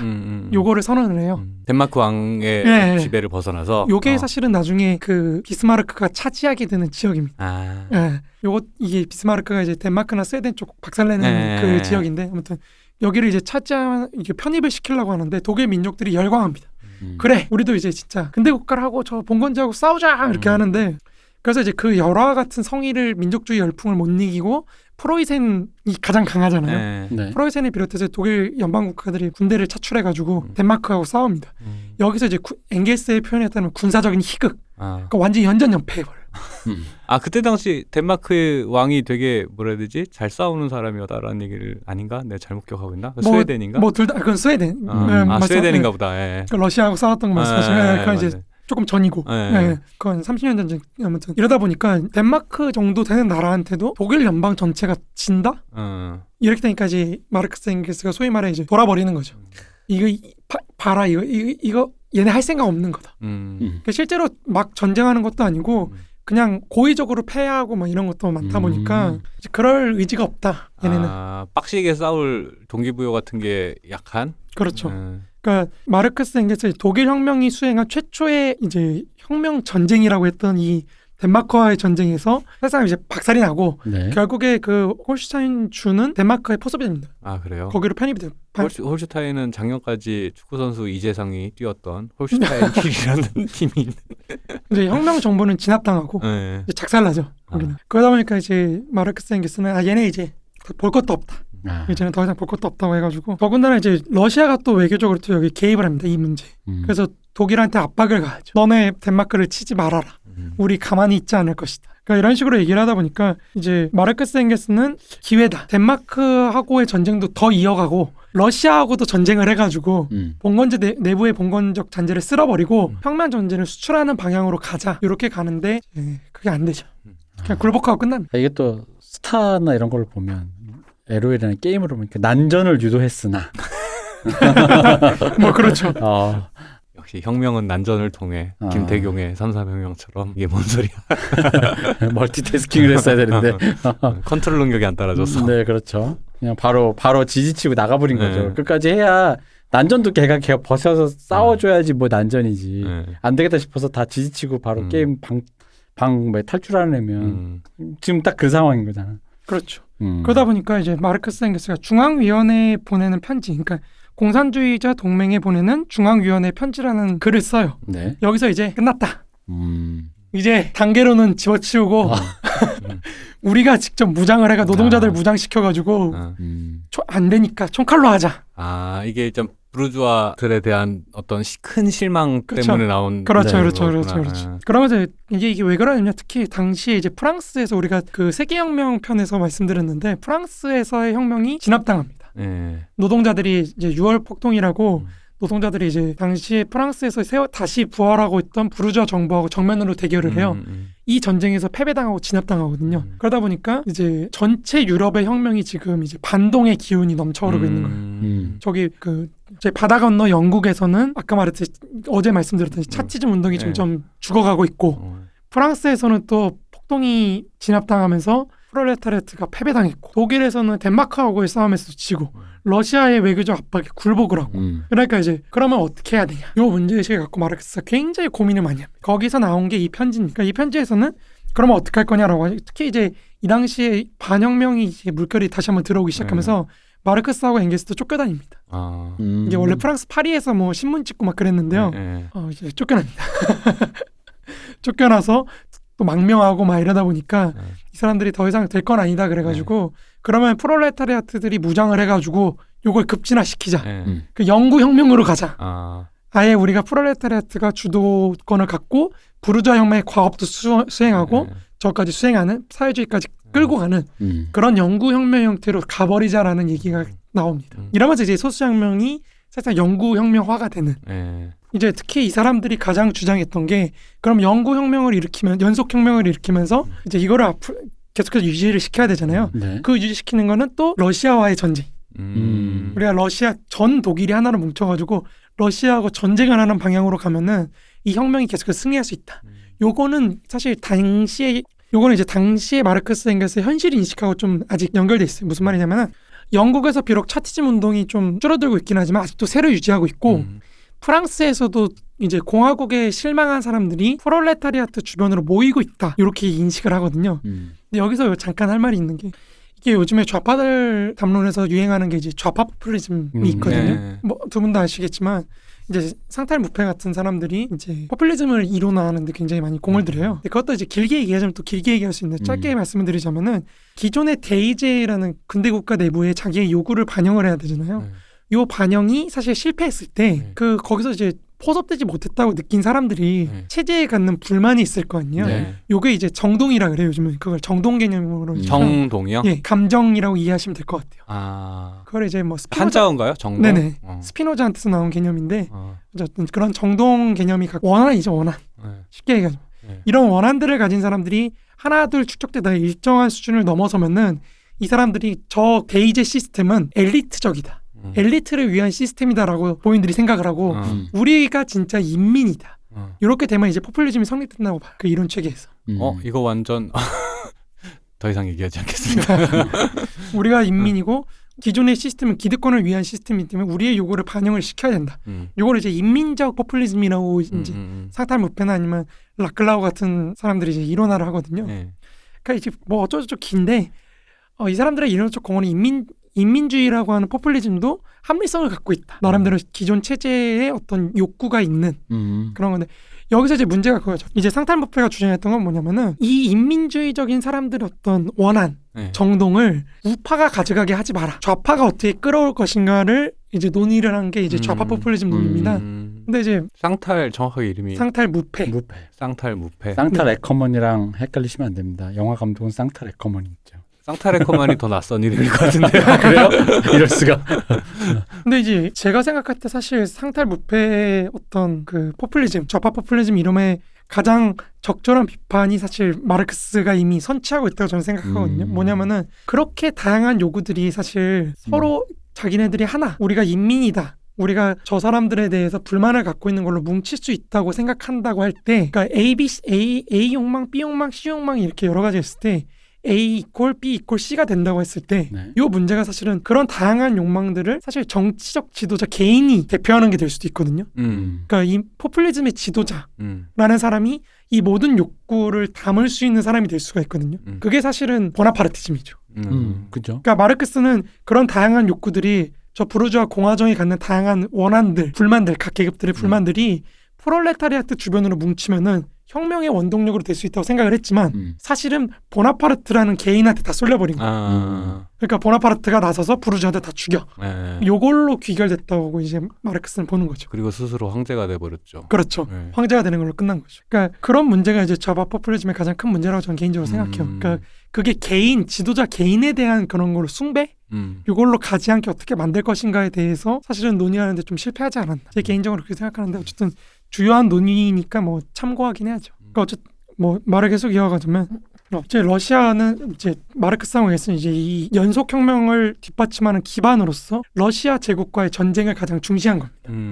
그 전쟁 상태를 만들어서 계속해서 몰고 가면은 이제 우리가 좀 근대화를 할 수 있지 않을까 이렇게 생각한 건데 그 전쟁을 계속 전제하는 이유는 결속을 어떤 동원할 수 있는 기제로서의 전쟁이라는 도구가 필요하기 때문인 거죠. 그렇죠. 그러니까 왜 그러면 사실 그렇게 안 되면은 내부의 어떤 봉건 세력들이 들고 일어날 수 있잖아요. 그러니까 그럼 내전이 되겠죠. 그 내전과 외부로부터의 압박이 같이 들어오면 무조건 패망한다는 거죠. 아니 그냥 사실은 이게 1800년대 혼란한 19세기 혼란한 배경이니까 뭐 그런 생각을 했겠지만은 사실 21세기의 평화로운 남조선에서 남한에 살고 있는 사람이 배웠을 땐 되게 사이코패스인가 막 이런 생각이 자꾸 들어가지고 뭐 길게 보자면 사실 우리도 어떻게 보자면 이런 과정을 거쳐서 국가를 건설하고 그죠 이렇게 된 건데 그러니까 한국의 근대국가 건설 과정이 굉장히 잔혹했던 건 사실이니까 그렇죠. 엄청나게 잔혹했기 때문에 그 대부분의 국가 건설 과정이 사실 그런 의미에서는 잔혹하죠. 왜냐하면 만들어진 근대국가 체제의 복종을 요구하는 과정에서 비인간화시키는 거죠. 정치적 반대파들을. 그러면서 이제 굉장히 폭력적으로 진압을 하는 건데 그러면 이제 문제가 되는 지점은 이제 독일 혁명은 오케이. 연속혁명론이 그렇게 이어진다는 건 오케이. 근데 이 독일 혁명이 그러면 선진국인 영국한테 무슨 의미가 있을까? 이게 사실 중요한 거잖아요. 그러니까 이게 한국 가요협회를 쇄신했다고 한들 LA 뮤지션에게 어떤 의미가 있는가? 그러니까 그러네. 그렇게 생각하면 아무 의미 없네. 그러니까 한국 가요협회가 건전가요 넣고 막 정부에 막 룸사롱 가서 모든 가요에 건전가요 넣겠다. 무슨 38 뭐 이런 거 했잖아. 나 건전가요 제가 최근에 리트윗하는데 가사들 보면 진짜 광기 그 자체거든요. 그때 그런 거 하겠다는데 그걸 이제 적폐를 없앴다 이거지. 그래서 잔혹한 어떤 그 산업의 혁신을 거쳐서 이제 케이팝이 흥했어.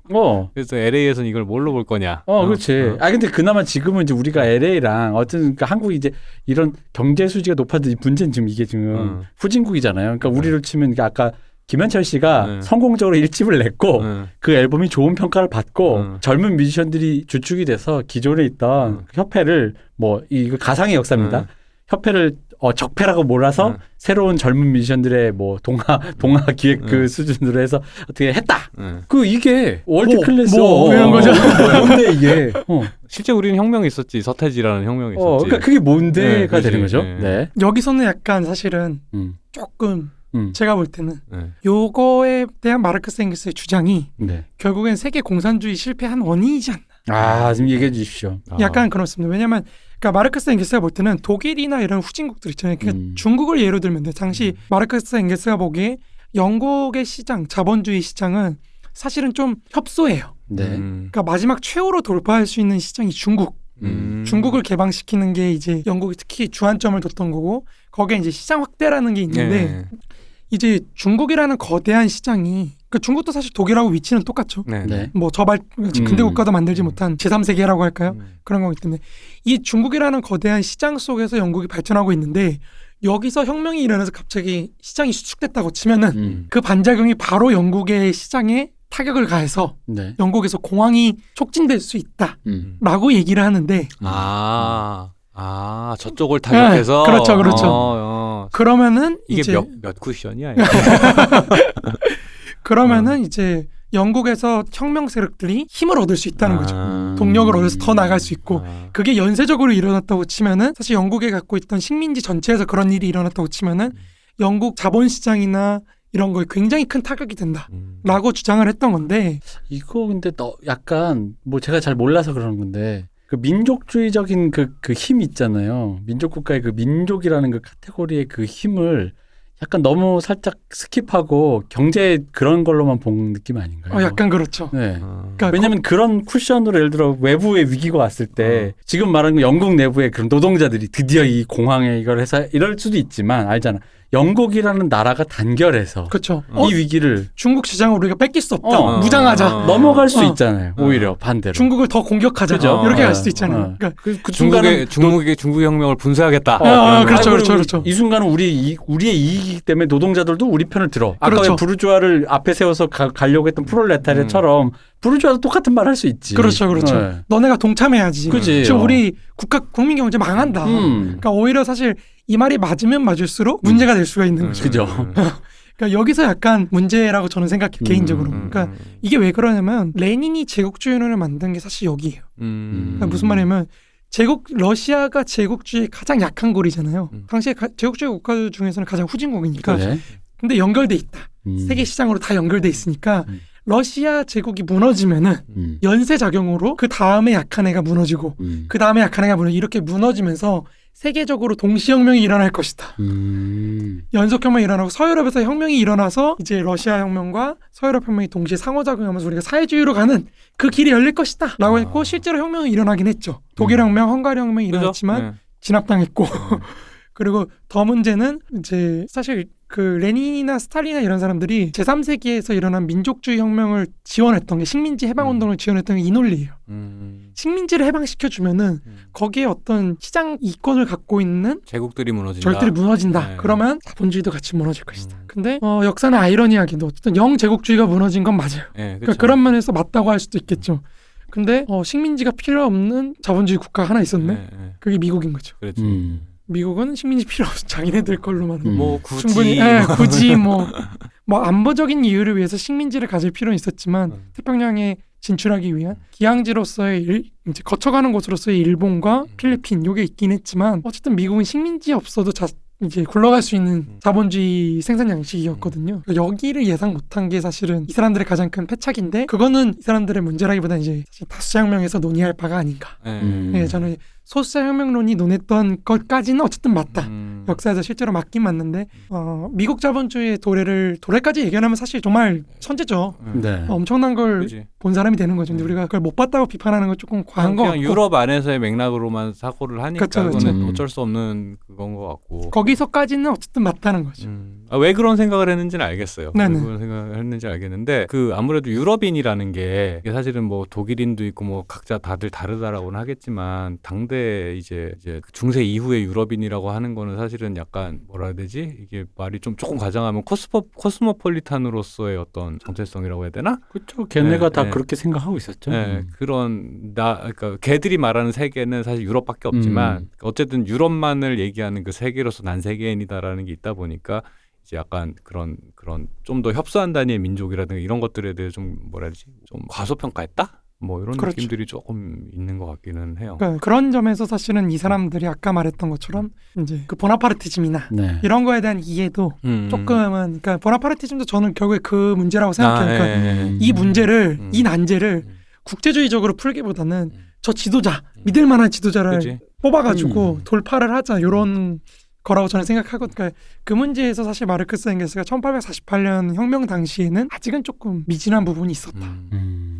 민족주의에 대한 보나파르티즘. 그러니까 이게 사람이 그래. 그러니까 이게 배수가 터지면 그것 때문에 와르르 해서 될 줄 알았는데 그걸 또 땜질을 해가지고 그걸 또 굳이 또 이렇게 쓰는 사람들이 또 있다 이거지요. 그게 이제 민족 단위나 국가 단위에서도 그런 일이 벌어질 거라고는 생각을 안 했었는데 그러네요. 이제 어쨌든 마르크스 엥겔스가 볼 때는 이제 후발주자들이 그런 식으로 하나씩 터져 나가기 시작하면은 그러면서 세계 시장이 축소되기 시작하면은 결국에는 이제 이 혁명이 특히 어쨌든 세계 공황이 터졌을 때 그 충격을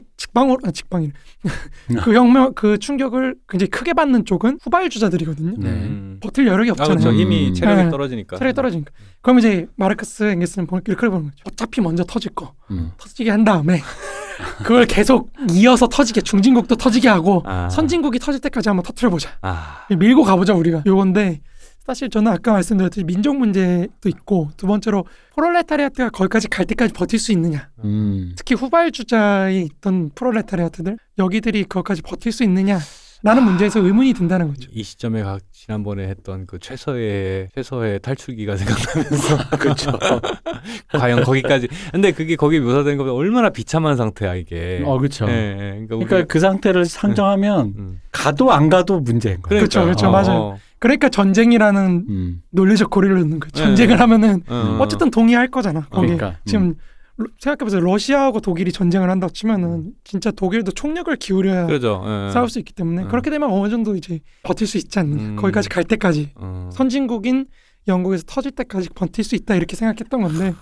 뭐 당대 전쟁도 봤을 거고 어떤 피폐한 그 가난한 자들의 삶도 봤을 텐데 그런 얘기를 했다라는 거는 엄청난 고통을 그 전제한 상태에서의 이야기들일 거라는 생각이 좀 들기는 하네요. 근데 말씀하신 것처럼 최소의 홍염을 잘 얘기하신 게 약간 막연하다가 최소의 홍염에 나오는 그 홍염이나 탈출기에 나오는 그거를 생각을 하면 그 이미지 정말 그 이미지를 생각하면 이거는 가도 안 가도 지옥이라면 가는 수밖에 없다. 못 먹어도 고라는 게 솔직히 와닿긴 해. 그러니까 밑에서부터 어차피 다 못 먹어 다 죽을 거니까 힘들 거니까 밑에서부터 다 못 먹어도 그 상태로 만들면 된다라는 거잖아. 근데 이제 그러니까 못 먹어도 고가 사실은 이런 거죠.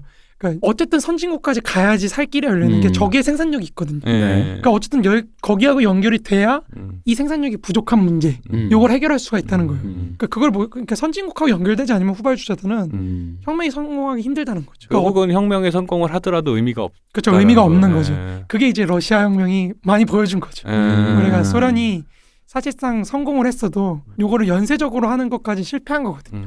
그러니까 나중에 레닌이나 트로츠키가 이제 그 전시공산주의 할 때 그 사람들이 야 혁명이 안 터진다 선진국에서 그럼 우리 이대로 죽어야 되나? 그럼 우리 죽어야 돼? 우리 권력을 놔야 돼? 아니야. 우리 지금 적군들 모아가지고 아예 선진국으로 돌진하자. 우리가 그냥 혁명을 직접적으로 수출을 해버리자. 요거에서 이제 서유럽으로 이제 군사를 몰고 돌진을 하죠. 여기서 이제 거의 볼셰비키들이 거의 그 종교적 열광을 해요. 우리가 드디어 드디어 야, 안 되니까 우리가 간다. 이거 혁명이 눈앞에 왔다. 야, 십자군이네. 공산주의 십자군이네. 그 왜 공산주의 십자군이라는 말씀이 적절한 게 실제로 레닌이 이게 민족 문제하고 연결돼. 그러니까 소비에트 연방이잖아요. 네. 그러니까 이 연방 체제를 만드는 거를 놓고 레닌하고 스탈린하고 나중에 또 자세하게 말씀드리겠지만 레닌하고 스탈린하고 또 싸워요. 그러니까 의외로 스탈린이 레닌을 숭배했다고 얘기하지만 의외로 엄청 많이 충돌하거든요. 그러니까 여기서 충돌하는 게 뭐냐면 스탈린이 볼 때는 러시아 제국의 지배자는 누구죠? 러시아 민족이에요. 그러니까 레닌이라고 할 뻔했네. 수령님. 수령님. 그러니까 그러면 러시아 민족을 갖고 어떻게 이 러시아 제국이라는 전체 이거 국가를 움직일 것인지를 논해야지 소수민족들 필요 없다. 소수민족들 필요 없다. 약간 이런 입장인데 레닌이 볼 때는 그렇게 하면은 다국적 연합군을 조직해서 서유럽으로 갈 수 없다는 거예요. 인터내셔널이 안 되지. 그렇죠. 그렇죠. 그러니까 설령 실질적으로는 러시아 민족이 주도권을 잡더라도 여러 공화국들을 세워주고 허락해주고 그들한테 민족 자치를 허용해줘야 된다.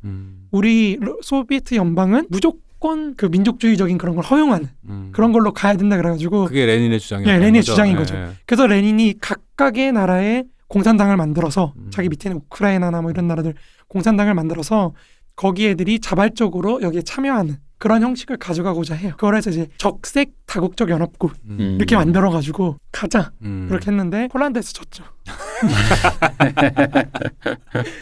폴란드에서 이제 막 여기도 이제 문제가 이제 폴란드 공산당이 있잖아요. 네. 이 폴란드 공산당이 민족주의 편에 들어요. 폴란드 정부에 협력해요. 그러니까 이 민족주의라는 게 다시 그러니까 혁명은 우리끼리 하는 거니까 니들이 우리 마을을 공격하는 건 용납할 수 없다 그렇죠. 이거 아니야? 뭐 그렇죠. 그 마음 이해해요. 그러니까 폴란드 공산당이 했던 얘기는 너네 결국 러시아의 지배 아니야. 우리 폴란드가 다시 러시아의 지배로 들어갔어. 그러니까 이렇게 돼가지고 먹히죠. 참고로 160회 2부 전지적 마르크스 시점 민족주의 기초부터 162회 2회 162회 164회까지 쭉 들으시면은 이 민족주의에 대해서 어떤 이론적 틀을 다시 한번 왜냐면 진짜로 무슨 뭐만 구상을 하면 민족주의가 덕덕 나타나 계속 민족주의가 나타나서 계속 그걸 막고 방해하고 좌절되고 거기서 이제 패배하고 레닌은 이제 끝난 거죠. 사실 레닌은 살아도 산 게 아니에요. 그 뒤부터는 레닌이 골몰하게 생각하는 거는 우리는 끝났고 우리 다음 세대나 뭐 다음 세대 선거할지 모르겠고 그러니까 그러면 러시아가 지금 너무 후진적이잖아요. 그러니까 러시아가 서유럽하고 빨리 연결이 돼가지고 서유럽의 생산력을 여기다가 이식을 시켜야 생존을 하는데 그게 실패하니까 그러면 러시아를 어떻게 교육을 시킬 것인가? 러시아인들을. 그래서 NEP라는 그 신경제정책을 그래서 하는 거예요. 그래서 우리 자본주의를 배워야 된다. 그래가지고 사람들한테 이제 근대적 인간으로서의 러시아인을 만들기 위해서 회계학을 배워라.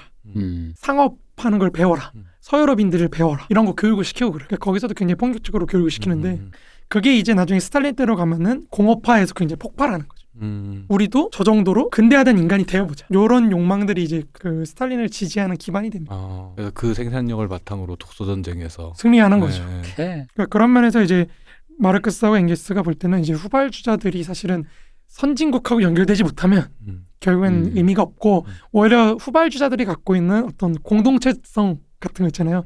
그런 다양한 자원들 후발주자이긴 하지만 후발주자로서 갖고 있는 특색이 있잖아요. 문화적 특색들이 오히려 그런 선진국의 생산력과 상호작용하면은 뭐 우월성이 될 수도 있다. 이렇게 보는 거죠. 이게 사실은 그 백낙천 선생님의 민족문학론하고 연결되는 지점인데 그러니까 아까 말씀드렸던 것처럼 마르크스도 그런 고민을 했잖아요. 후발주자로서 우리가 어떻게 최선진을 할 수 있느냐. 그러니까 백낙천 선생님도 사실 고민했던 게 그 지점이거든요. 그러니까 이런 후진국적 상황에서 어떻게 선진적인 문학이 나올 수 있느냐. 이걸 고민하는 건데 이제 제가 이해한 백낙천 선생 말씀은 이제 이런 거죠. 우리의 후진적인 현실을 있는 그대로 인식을 하려고 노력하다 보면은 거기서 이제 선진성의 계기가 나온다. 왜냐하면 후발주자의 후발성이라는 건 사실은 세계 자본주의라는 게 압력을 가해서 나타나는 거기 때문에 그걸 정확하게 이해하기 위해서는 현대 자본주의라든지 이런 거를 정확하게 이해할 수밖에 없고 그 과정 속에서 이제 선진적인 그 문학의 가능성, 미학의 가능성 이런 게 나타난다. 이렇게 말씀하신 걸로 저는 이해는 하는데 그러면서 이제 백낙천 선생님이 사실은 민중론이나 이런 게 민중문학 이런 게 이제 그러면 이제 후발주자로서의 한국이 갖고 있는 어떤 민중성 이런 역동성이 어떻게 선진적인 미학, 선진국조차도 받아들일 수밖에 없는 미학으로 갈 것인가 이런 말씀하셨다고 저는 이해하는데 이게 사실 마르크스 엥겔스의 얘기하고 좀 통하는 면이 있다고 봅니다. 그러니까 아까 우리가 김현철 얘기했던 그 김현철 씨 얘기했던 그렇죠. 그런 거죠. 예. 백나정 씨도. 근데 결국 그게 이제 다른 얘기로 하면은 메타적으로 사회를 인식하라. 그리고 또 하나 그 인식을 했을 때 무엇과 비교를 할 것인가라는 의미에서 그렇죠. 글로벌 스탠다드에 그렇죠. 어떻게 도달할 수 있느냐. 그러니까 그런 면에서 소수자 혁명론이라는 거는 이제 자본주의의 위기관계를 상정해 놓고 어떻게 후발주자와 후진국, 중진국, 선진국이라는 위계적 구도 속에서 이제 혁명으로 갈 수 있느냐. 이걸 고민했던 사상인데 이게 이제 사실 현대하고도 많이 연관돼 있다. 이렇게 이해하시면 좋을 것 같아요. 그건 자 이제 시간은 다 됐습니다만. 딱 맞춰서 끝냈습니다. 근데 이제 그 얘기가 글로벌 스탠다드에 맞춘다라는 걸 상정하는 순간.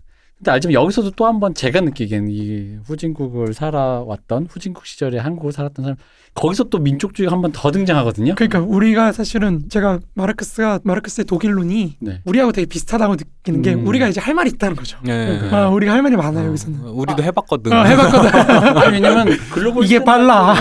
글로벌 스탠다드 말하는 순간 우린 경험해봤잖아요. 글로벌 스탠다드를 얘기하는 순간 그걸 내가 왜 따라하냐 이거지. 그렇죠. 그런 게 우리의 나올 수 길은 있죠. 우리의 길이 있다. 라고 얘기를 하면서 그걸 가로막았단 말이에요. 실제로. 그거는 우리가 뭐 영화를 공부할 때건 음악을 공부할 때건 뭐 이제 늘 겪었던 거거든요. 흔히 말해서 뭐 아까 김현철 씨의 고민처럼 그래서 더 나은 악기와 연주력 기량 했을 때 그중에 무조건 모든 것이 다 나쁘다는 건 아닌데 갑자기 나오는 그걸 왜 굳이 그렇게까지 해야 되느냐. 우리는 우리만의 길이 있지 않느냐 하면서 이제 갑자기 그런 분들이 이제 그 당시에 그 다 비판하는 건 아니고 그 일부가 창이라든가 판소리라든가 그렇죠. 전통문학. 전통문학. 그런 이상한 국수주의로 빠지는 그렇죠. 그렇죠. 함정 카드들이 있지. 그 유교적 뭐 담는 그런 거 있잖아요. 우리에겐 또 그런 유교적 문화에 뭐 이제 그런 쪽으로 뭔가 더 들어가면은 되게 또 정치적인 논쟁이 될까봐 더 얘기는 못할 것 같은. 어쨌든 그때 당시 그랬다 이거지. 그런 식으로 사사사사 빠져가면서 결국 글로벌 스탠다드를 말했던 순간 그럼 되겠네라고 했는데 합리적인데 했더니 거기서 또 복병이 나타나더라는 거죠. 근데 그게 결국 또 민족주의적인 어떤 그런 느낌으로 그걸 내가 왜 해야 돼? 패도무한 그런 양키들의 그것에 내가 왜 맞춰야 돼? 그러니까 이 민족 문제가 중요한 건 맞는데, 그러니까 저는 소수자혁명론이 그 민족 문제에 대한 해답을 줬다고 봐요. 그러니까 우리 민족이 후진성, 생산력이 낮은 거, 네. 요것도 해결할 수 있고 후발주자 입장에서는 중진국 입장에서도 마찬가지로 생산력, 더 높은 생산력, 더 잘 살기 위한 우리가 그런 생산력을 가져갈 수 있는 거고 선진국으로서도 지금 최선진 지대에서 느끼는 여러 문제들을 어떻게 그 다음 단계의 역사 발전으로 넘어감으로써 해결할 것인가. 이게 사실은 혼자 힘으로는 안 되고 후발주자들과 함께 상호작용하면서 좀 더 발전할 수 있다. 이런 문제를 사실 세 단계의 위계성에서 세 가지의 민족 각각이 처해 있는 민족 문제들을 해결하면서 갈 수 있다. 그러니까 그런 면에서 민족주의가 제기하는 문제를 어느 정도 해결할 수 있지 않는가. 저는 그렇게 생각을 합니다. 그 목표의 끝에 꼭 그 공산주의 혁명이 아니더라도 뭐 아니더라도 민주적 공화정까지라도 이제 뭐 가야 되지 않겠냐. 어쨌든 그런 동력들이 있으면 이제 그 갖고 있는 각자의 사회가 나름대로 단계 내부에서 갖고 있는 여러 문제들을 해결할 수 있는 동력. 특히 선진국들은 우리가 지금도 보면 알겠지만 그 내부 동력이 그렇게 이렇게 격한 동력은 잘 안 나와요. 그렇죠. 네. 좀 활력을 많이 잃었죠. 그렇죠. 사실은 뭐 일본이 활력이 없다 이러는데 사실 저는 미국을 이제 최근에 아주 한 10몇 년 전에 한번 가보고 요즘에는 못 가봤지만 그냥 미국 문화에서 생산해내는 것들을 보고 있으면 얘들도 약간 내부 동력이 많이 실됐구나라는 느낌을 많이 받거든요. 근데 이게 사실은 유럽도 그렇고 대부분의 이제 우리가 선진국이라고 인식하는 나라들 대부분이 많이 그런 것 같아요. 그러니까 이제 BTS나 이런 외부 수요를 통해서 그죠. 계속해서 가는 거잖아요. 그러니까 근데 그게 되는 것도 사실 미국밖에 없는 거죠. 맞죠. 그건 그래요. 근데 중국도 뭔가 되게 활력 있는 것처럼 보였다가 뭔가 내부의 모순이 너무 커지니까 이제 스스로 또 다른 모순에 빠져버리는 그런 느낌이 있고 한국도 원래 역동적인 나라였는데 약간 뭐 아직도 역동적이죠. 굉장히 너무 좀 캄다운할 필요가 살짝 있는 것 같아요. 그러니까 이게 참 근데 왠지 계속 그 앞에 민족주의라는 것이 가로막는 끝없이. 저는 결국에는 이 민족주의 때문에 마르크스주의가 망한다고 생각하니까요. 그러니까 이게 마르크스주의도 그렇고 모든 학문들의 사실 문제라 그러는데 그러니까 학술적인 것과 종교적인 거가 같이 가야 되거든요. 둘 다 성공한 정치적 기획으로서 가려면 그렇게 해야 돼. 왜냐하면 대중동원으로서의 어떤 그러니까 종교성이라고 해서 무지몽매한 그런 게 아니라 이 사람들을 동원할 수 있는 동력으로서의 어떤 그러니까 뭔가 대안을 제시를 해줘야 된다. 저게 무조건 된다. 저기에 가면 된다. 이런 약간 그런 걸 설명을 해줘야 되는데 이 종교성에 또 빠지다 보면 사실 좀 이제 개인에 대한 어떤 숭배나 아니면 민족주의 같은 거로 이렇게 그냥 불합리한 예, 어떤 그렇죠. 뭐라지? 맹신? 그렇죠. 예. 맹신이나 이런 예. 걸로 빠지다 보니까 이제 그래서 혁명가들이 나중에 나이 들어서 바뀌는 사람들이 꽤 있어요. 아, 민족주의자들로 많죠. 예. 뭐 혁명가들만 그런 건 아니지만 특히 이제 그런 쪽으로 가는 경우가 많아요. 예. 왜냐면 아까 백낙천 선생님도 자칫하면은 사실 국수주의로 이제 예. 삐끗할 수 있는 가능성이 많거든요. 말씀하신 대로 네. 전통 문화 예. 이런 거에 대한 재해석 뭐 음. 이런 걸로 가다 보니까 그 균형을 정확하게 잘 유지해야 사실 이론적인 체계로서 혹은 정치적인 기획으로서 계속 갈 수가 있는데 이게 쉽지 않다. 그렇죠. 그렇죠. 하지만 어쨌든 우리는 그래서 김현철 씨의 고민도 마르크스 덕분에 이해했다. 그때 당시에 시티팝이 무엇이었나. 그렇습니다. 라운지라는 것 자체가 개념 자체가 없던 나라에서 라운지 음악을 만들겠다고. 강남 사방, 압구정 사방 심리 바뀌면 아무것도 없는 시절. 그게 되게 웃긴 게요. 김현철 씨가 이제 그 동네라는 노래에서 말했던 그 동네가 지금의 청담동 압구정 그 동네예요. 근데 그렇게 생각하면 이제 지금 이제 2020년에 듣고 있는 청자들이야. 김현철 되게 부자 동네. 근데 그 당시에 청담 압구정이라는 건 아시잖아요. 그냥 허허벌판이었지. 허허벌판이죠. 이제 부모님이 선지하셔서 이제 뭔가 이제 촉이 좋아서 먼저 가신 분들. 먼저 가신 분들인 거고. 그러니까 그런 동네에서 이제 작은 뭐 교회 하나 있고 그런 동네에서 이제 그런 얘기였는데 이제 그런 거를 이제 이렇게 뭔가 했을 때 뭐 그렇습니다. 어쨌든 그런 여러 가지 측면에서 참 이 얘기들이 뭐 방금 이제 김현철 씨 얘기도 했지만 그러니까 다양한 분야에서 그 모습들이 다 드러나는 것 같아요. 뭐 자본주의 위계적 질서 속에서 다 고민할 수밖에 없는 문제라고 저는 생각해요. 단순히 그런 방금 말한 음악적 문화, 영화, 뭐 혹은 사회적 인프라, 사상적인 계보라든가 이런 것들이 다 엮여 있는 게 아니고 그리고 또 이렇게 생각하면 이걸 방송을 마르크스나 잘 모르는데 하시는 분들조차도 살면서 어딘가에서 한 번씩 겪었던 하다못해 사회생활 들어가서 왜 그런 거 있죠. 사회초년병 매뉴얼 보다가 내가 회사에 들어간 왜 이걸 아직도 이걸 쓰고 있지? 이렇게 하면 편할 텐데 했을 때 왜 꼰대가 나타나서 그게 왜 그러냐면 하면서 나왔을 때 느꼈던 어떤 그 불합리와 어떤 그 어떤 그 답답함 이런 모순들 그런 것들까지 다 포함되는 얘기였던 것 같아요. 그렇습니다. 다음 시간에 더 기대됩니다. 어쨌든 오늘은 수고하셨습니다. 문쌤 수고하셨고요. 박 박사님 수고하셨습니다. 네, 마르크스 잘 알이 된 박 박사였습니다. 박 박사님이 오시니까 박 박사님의 또 그 어떤 통찰이 이렇게 잘 보였던 회가 아닌가. 제가 말이죠 원래 이렇게 띄워주지만 바로 이렇게 접어야 된다. 여태까지 저 이근금이었습니다. 다음 주에 뵙겠습니다. 감사합니다. 감사합니다. 감사합니다.